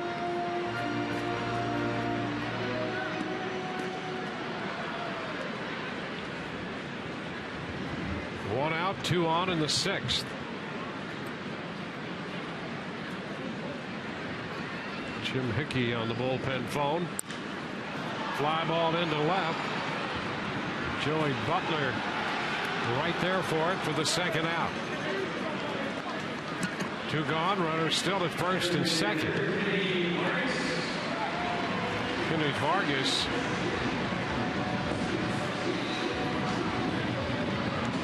Vargas doubled in the 2nd inning.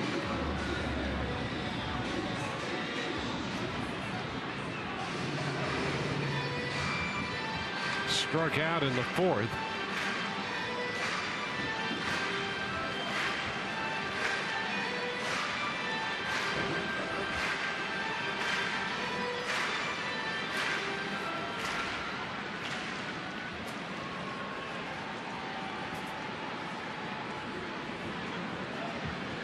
Vargas came into the game hitting .250.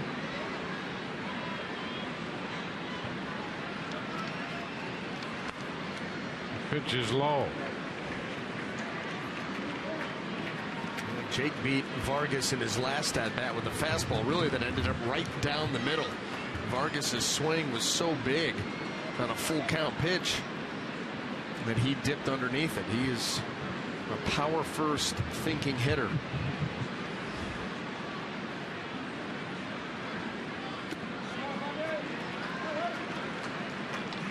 It's 2-0. Yeah, Vargas, one of those guys who thinks power first, strikeouts don't bother him all that much. He doesn't walk a lot. He actually spent some time in the Winter League in Puerto Rico trying to define himself a little bit more as a hitter in terms of discipline. They said he actually drew more walks over the winter than strikeouts. But this year he went a month between walks already in this season. Back to the mound, knocked down, and Odorizzi picks it up, makes the play at first, and the Twins leave 2. We're headed into the 7th inning, and the Rays hang on to their 2-1 lead.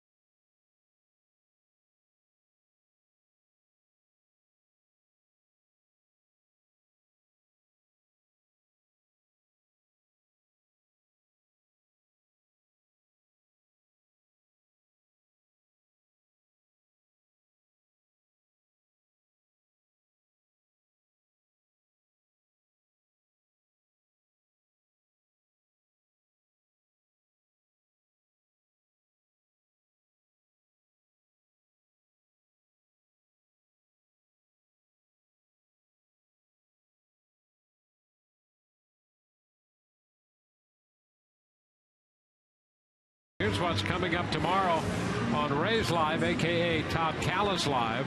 The pregame show presented by your Gulf Coast Honda dealers. Alex Colomé will be doing the pitching for the Rays. We'll hear from him. And Orestes will break down Joe Mauer.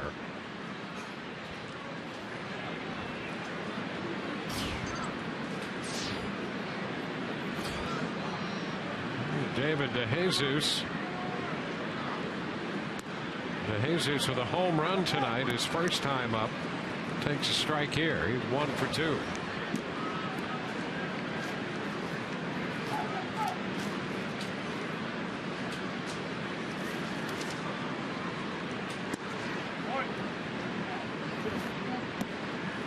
One and one.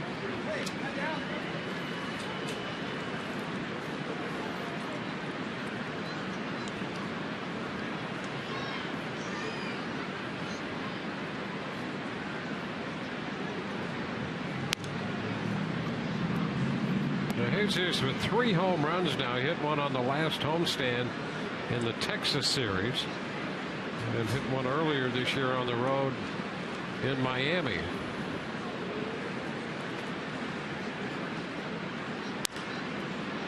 Kind of a play, headed for the seats. Jesus jumped on a 1-0 fastball. Tonight's high def highlight presented by H.H. Gregg. Well, you talk about jumping on. Look at that swing. Sweet, short to the baseball. He saw a first pitch curveball away and said, I know he's coming with a heater here. Didn't miss it.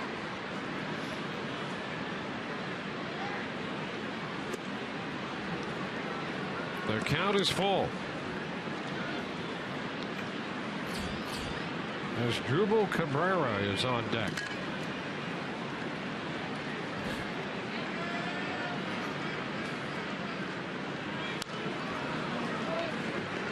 That earns another 3-2 pitch.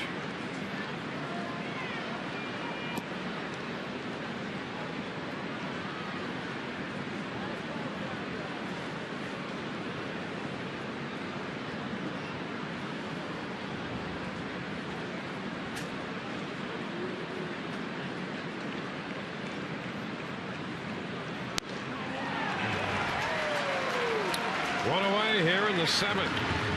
Well, he's able to get him on the backdoor cutter. And David DeJesus can only smile as he walks off after that pitch by Hughes. 87 miles an hour. Too close to take.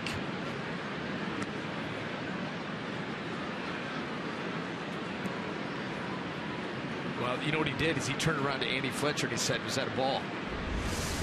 And Andy Fletcher may have said, yeah, that ball was off. And now he's like, you got to be kidding me. I swung at ball 4. Cabrera takes a strike.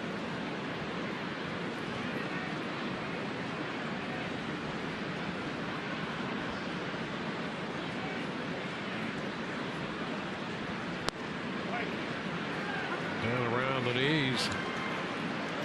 0-2.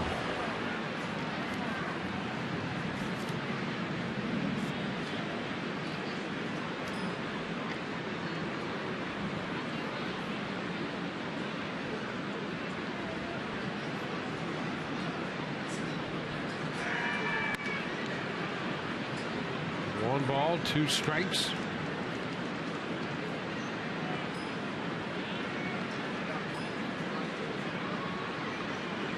We're in the top of the 7th. The Rays scored in the 2nd and 5th innings. They have a 2-1 lead. Foul behind Rocco Baldelli. He's in the coaching box at first base. It's Michael Tompkin. Tompkin, the right-hander. Aaron Thompson is the left-hander. Tompkin and Thompson. T-squared, heating it up, the pen. Fly ball to left for Escobar. 2 gone in the 7th. Well, right now, this game hinging on that little bloop that dropped in front of Escobar out in left field. Both of these pitchers throwing great games, and we figured that they would. Phil Hughes always capable because of the amount of strikes that he's going to throw. And Jake Odorizzi's been outstanding all season long for the Rays. And the strike to Joey Butler. So when you get these kind of pitching matchups, it's who's going to blink. What mistake will be capitalized upon? We had one walk in this game. Phil Hughes walked Logan Forsythe in the 4th. No walks for Odorizzi through 6 innings.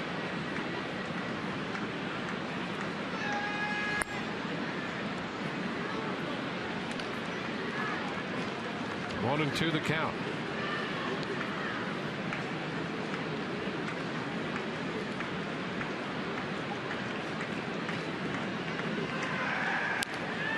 Just a little bit of that one. How?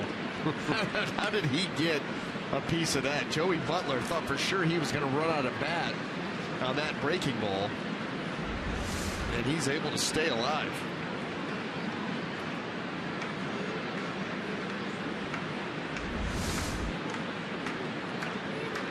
Remember how Dave Winfield used to do that?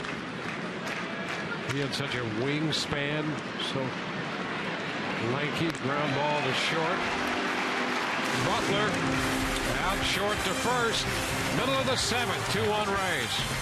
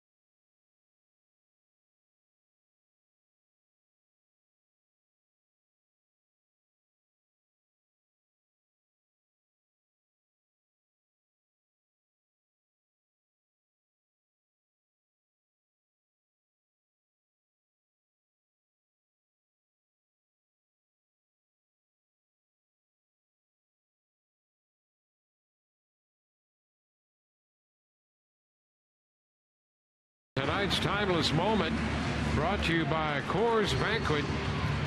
Jake Odorizzi good again tonight. Listen, he's become so consistent. From his 7 starts coming into this one, he'd given up 1 or 0 earned runs in 5 of them. He's on that same pace here tonight, and he hasn't been as sharp as we've seen him, but boy, he's made pitches when he's needed to. A lot of deep counts, but he's come out of them without walking the hitter and able to retire him most of the time. Right now at 100 pitches as he opens the 7th, facing Aaron Hicks. Hicks 0 for 2 and a 1-1 count to begin the inning. Danny Santana next, and then Brian Dozier. Base hit to left. Butler fields it. Hicks is aboard. 7 hits allowed by Odorizzi. Jepson has joined the action in the bullpen, and so has Jake McGee. So McGee up along with Jepson. The Rays slowing it down a little bit. Longoria came in from third base to spend some time with Odorizzi. Danny Santana, switch hitting infielder. See if he's going to try to bunt here. Well, he shortened on the bat, drawing Longoria in. I'm sure that's what Evan Longoria, when he went to the mound, was talking to Jake Odorizzi, how they were going to defend this. Perfect situation for the Twins to try to drop this bunt down. But the Rays have known to be aggressive with their defense and look to cut down a runner at second base, that lead runner. Over to first, and Hicks is back in.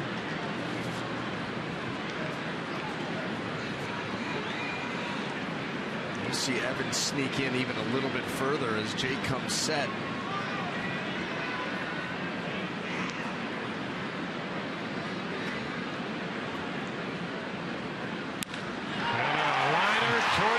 Field corner. Hicks will hit third. They're going to wave him around. He will score. The throws to third. It's a triple for Santana. And the game is tied 2-2.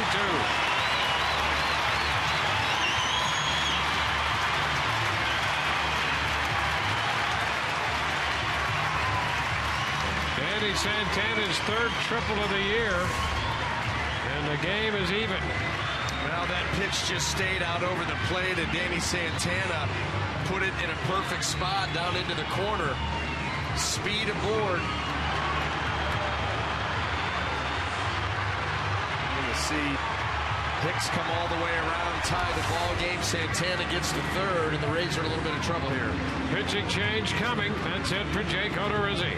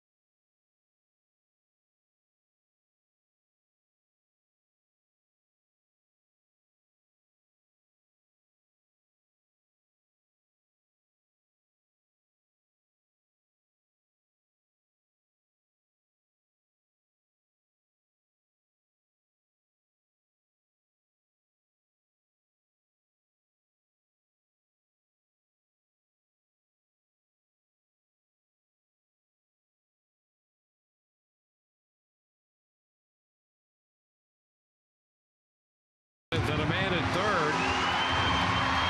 104 pitches for Jake tonight. He didn't walk anybody. That's 109 consecutive batters faced without giving up a walk. 5 strikeouts. He's responsible for the man at third. Kevin Jepson brought on to face the top of the order, Brian Dozier.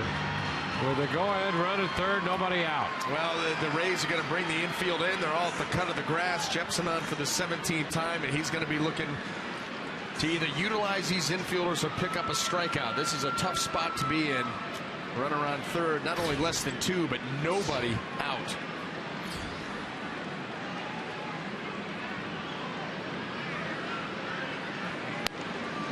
The pitch is a strike at the knees. Although I'll say this, last year the Twins in this scenario, runner on third, less than 2 outs, they were successful 48% of the time. That was the worst percentage in Major League Baseball. See if the Rays can.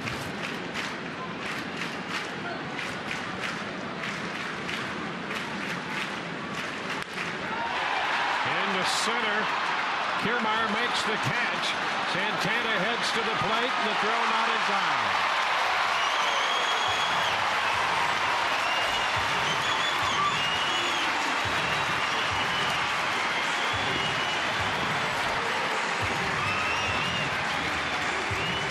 Rivera's line drive turns out to be a sacrifice fly.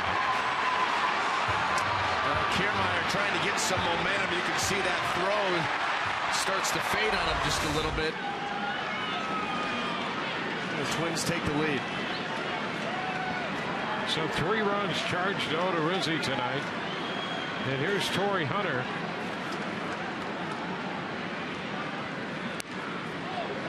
Strike one. The 8 and 9 hitters reaching to open the 7th inning. Both have scored. That's what you look back on. It drives you crazy. A single the other way by Hicks, and then Santana, you're sure he's bunting. He shows bunt early in the at-bat and then rips one down into the corner. Ground ball to short. Cabrera throws to first, and Hunter's out number 2.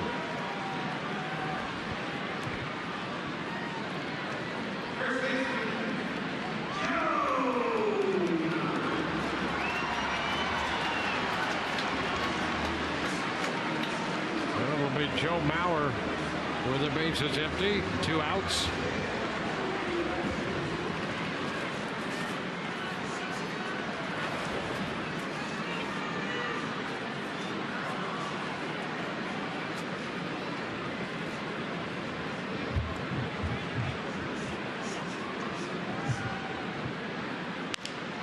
And a chop right side.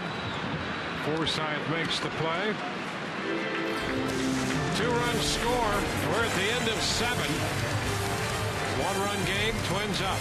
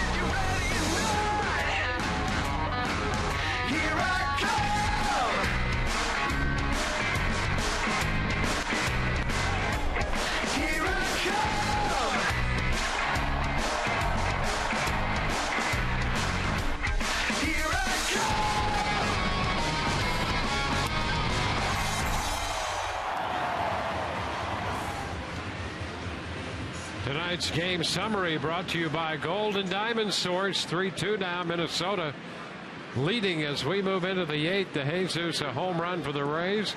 Dozier hit one out for Minnesota. Rene Rivera will open the 8th inning, facing right-hander Blaine Boyer. Broken bat and a base hit into short right field, and Rivera is aboard. Rays come right back and put the leadoff man on. And bottom of the order. What the Twins can do, the Rays feel like they're going to be able to do too. Try to get back in this game. Breaking ball. Bat went down a champ. Breaking ball, breaking bat. And now Rivera will leave. Not much left of that bat. Tim Beckham's going to run for Rivera.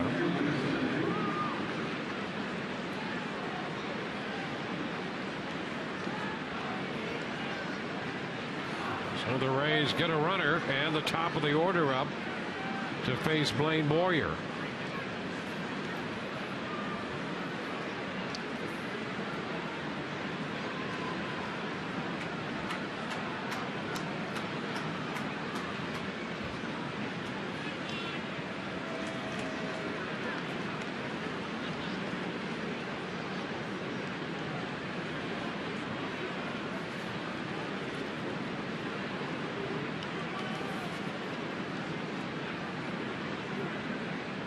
Boyer has not given up a run in his 12 outings spanning 14 innings.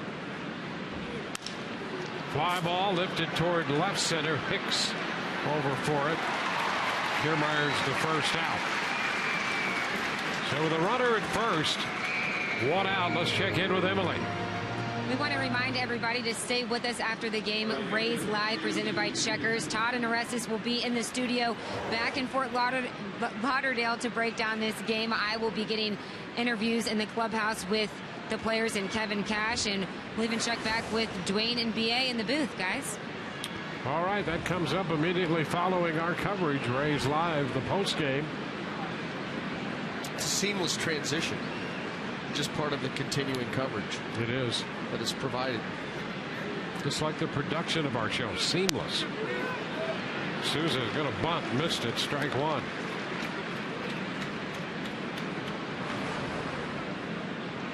So the 17th appearance by Boyer. It was 1-1. Well, and you can see 7 strikeouts and 17 in the third innings.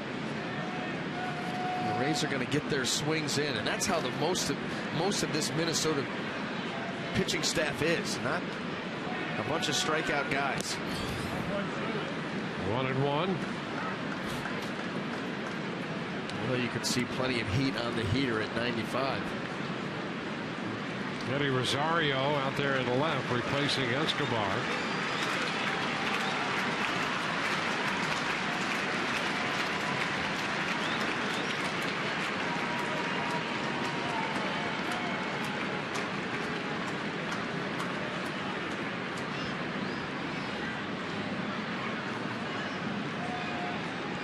Beckham draws the throw.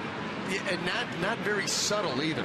Kurt Suzuki was sitting behind the plate with his head like nodding. Like, just go ahead. I'm not going to give you a sign. I'm just going to nod. Go to first. We're being very coy. Again, and Beckham is back.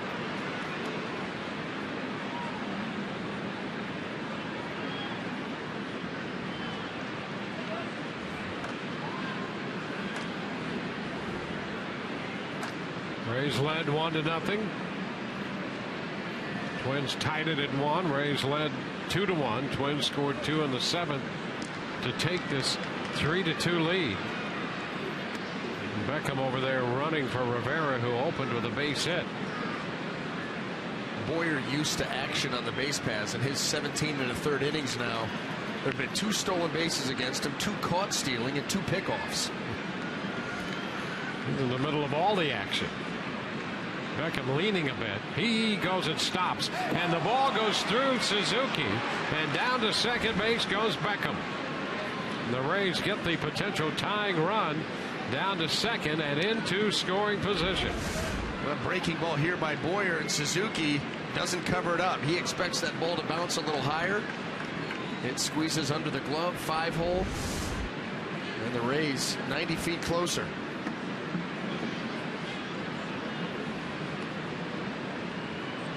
A move up on a wild pitch.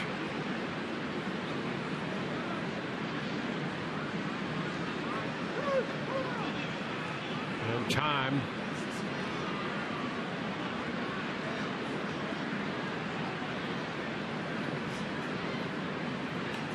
Souza has had a couple of extended at-bats tonight, but 0 for 3.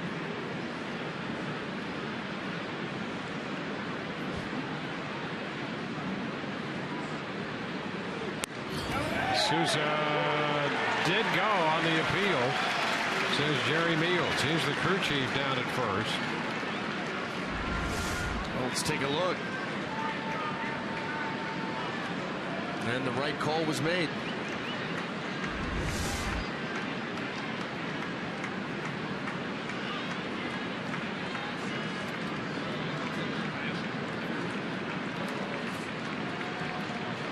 Two the count.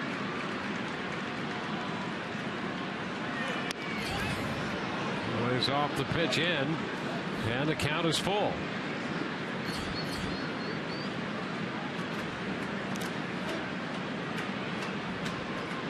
Evan Longoria on deck for the Rays. Beckham in scoring position at second.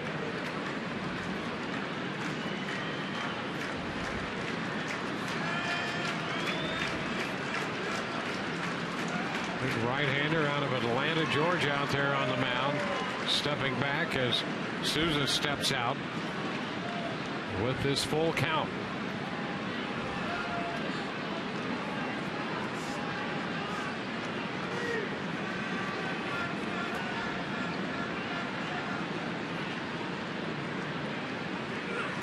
Souza is out on strikes. Fastball in at 95. And Steven Souza Jr., that look right there, he knows he swung at ball 4. This ball well below the zone. And he knew it right there.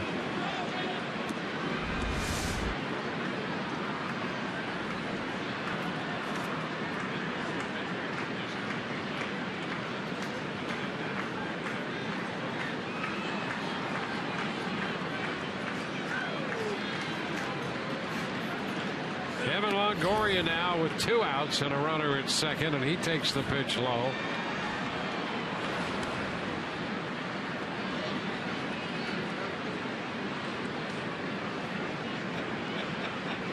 Evan looking for his first hit tonight.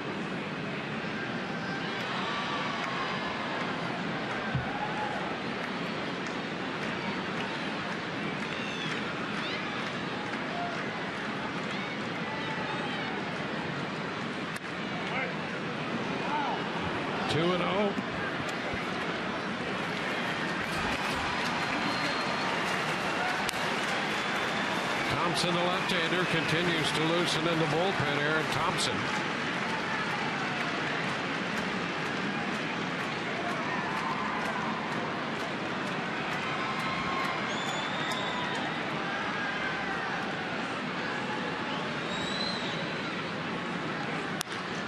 High fly ball. Rosario coming in is there, and the Rays leave a man at second base. The potential tying run.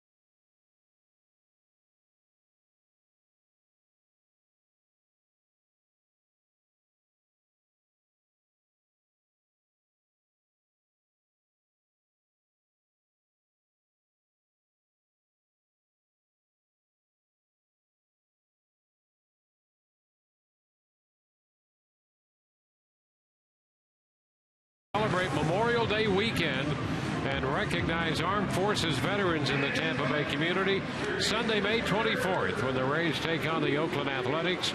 Purchase this Salute to Veterans special ticket package and receive a Rays Challenge coin. For tickets, visit raysbaseball.com/special events. Well, Brandon Gomes will be the new pitcher for the Rays as we go to the bottom of the 8th. He's making his 12th appearance. 12 2/3 innings, 12 strikeouts. And looking to keep the Twins here at 3 runs and give his offense one last crack. Trevor Plouffe leads off and pops it up. Cabrera makes the catch. 1 away. Bobby Wilson in behind the plate. Rivera lifted for the pinch runner after he opened the inning with a base hit. Beckham ran for him and he was stranded. There's Kurt Suzuki.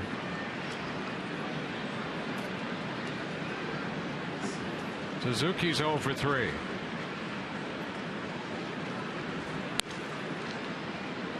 That's a strike. Rays with 1 shot left here, down by a run.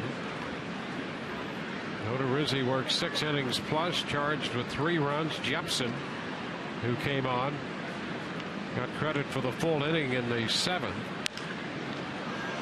Fly ball toward the line and right. Souza Jr. makes the catch. 2 gone, so as the Rays get ready to move into the 9th.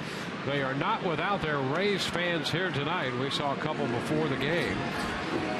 And our good friend Billy Norris, who's a member of the Gavin DeGraw band here at Full Force, the band, watching. They're here to open tomorrow night for Billy Joel, who's playing in town. That's not a bad opening gig. That's pretty good, huh? Mr. Joel, sure. Rosario, who hits it, the spot originally occupied by Escobar, and Eddie Rosario took over and left in the top of this inning, so this is his first plate appearance of the night. 1 strike to him. Ground ball, that's fair, and they'll get past Roney up the right field line. Rosario in at second with a double. You very rarely see that happen, and it looked like James Loney, the ball off the bat, that he had a pretty good read on this, and he's so sure-handed down there at first base, but this one is able to sneak by him. That's a good shot here, right down that line, over the bag, and I think James almost went over the top of that baseball, expected it to come up just a little bit more. It stayed down and got by him.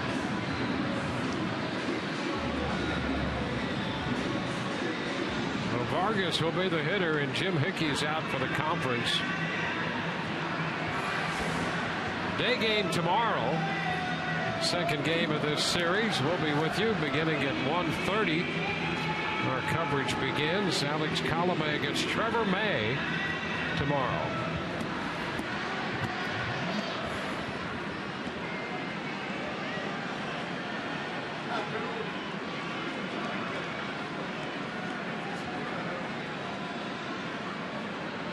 Billy Vargas. The pitch is down.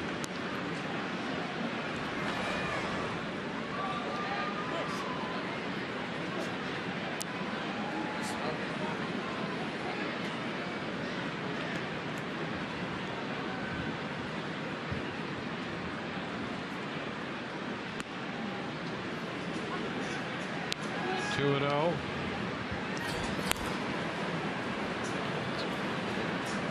Steve Geltz up in the bullpen for the Rays.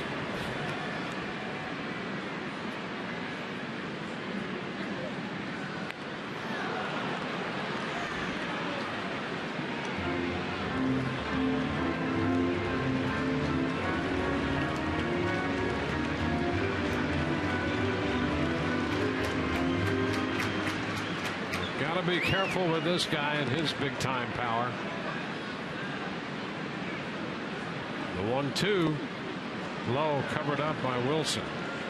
And that's precisely the reason that you saw Jim Hickey run out there to Brandon Gomes. Obviously a big spot. The Rays already down one. You can't have the Twins add on to that lead, and with a runner in scoring position, you're going to go out there, make sure everybody's on the same page as he continues to check his notes.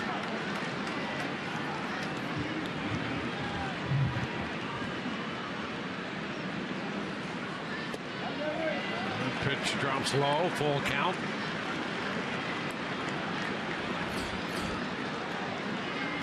Aaron Hicks, who scored the tying run in the 7th, is on deck.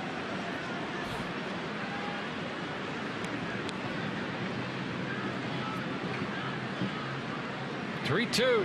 He got him. Vargas out on strikes. So we'll go into the 9th inning. The Rays need one to keep it going. It will be Loney, Forsythe, and DeJesus.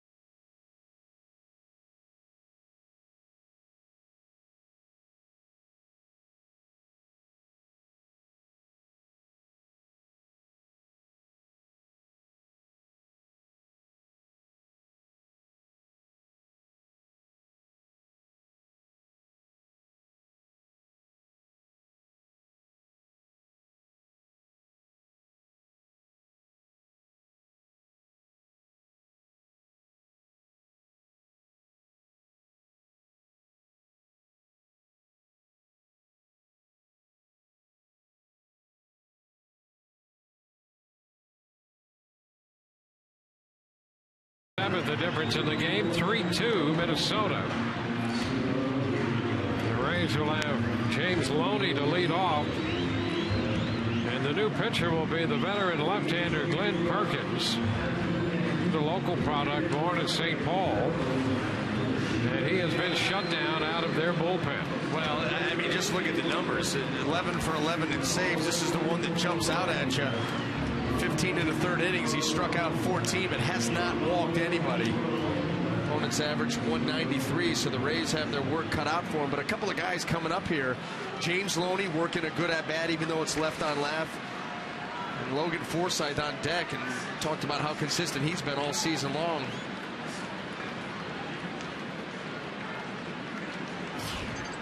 Hughes for 7, Boyer for 1. Here's Perkins.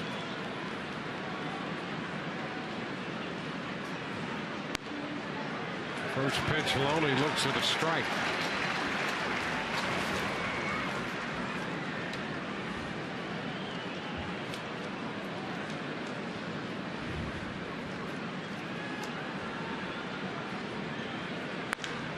High fly ball back into center, but a lot of room, and Hicks makes the catch.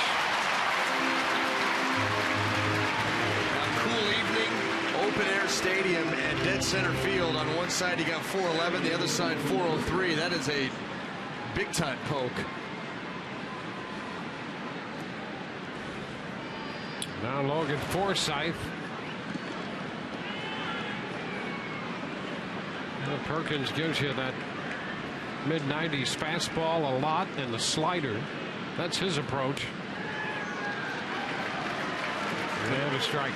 And he almost lulls you to sleep as much as a guy can at 94, 95 because how smooth and easy his delivery is. Doesn't look like there's a whole lot of effort being put in. 1 ball, 1 strike.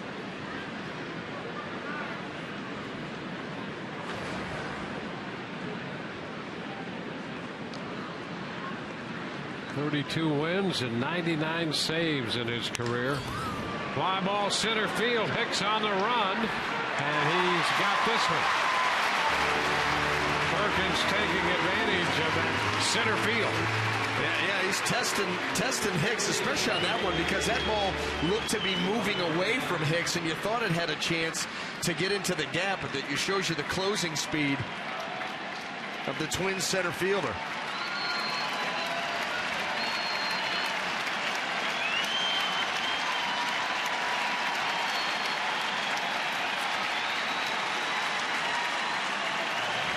Now Brandon Guyer will bat in the place of David DeJesus.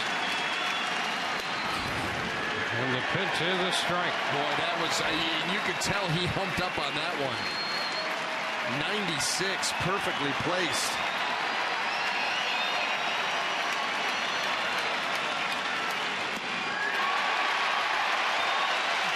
Follow that with the slider. And the count is 0-2.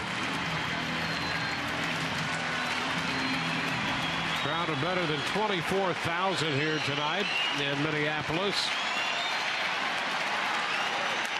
And a line drive, base hit into left. The Rays still alive. Guyer comes off the bench and on an 0-2 pitch delivers on a slider. Well, the swing and miss of the previous pitch, he had pulled way off and just really leaked. I think he was gearing up for that fastball after Perkins threw it to him on the first pitch of the at-bat, but look at him stay back on this one. Great adjustment made by Brandon Guyer from pitch 2 to pitch 3, and he keeps it alive for the Rays. That was tremendous. So Guyer's on, getting Cabrera to the plate.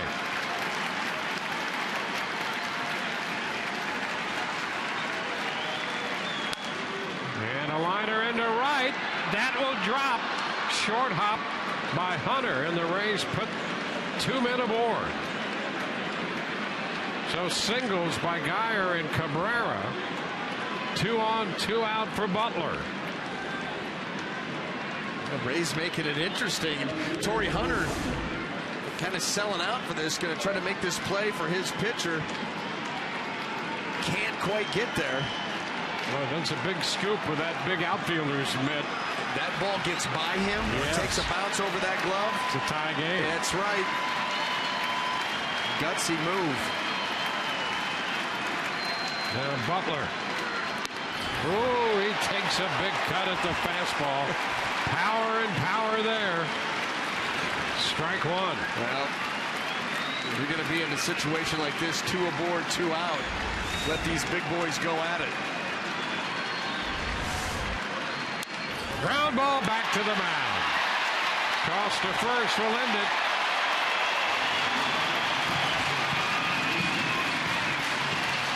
Rays put up a 2-out threat in the 9th, and they fall a run short in Minnesota tonight. Perkins will close it out. And the Rays drop the first game of the 3-game series, with the Twins scoring 2 runs in the 7th inning. A 3-2 final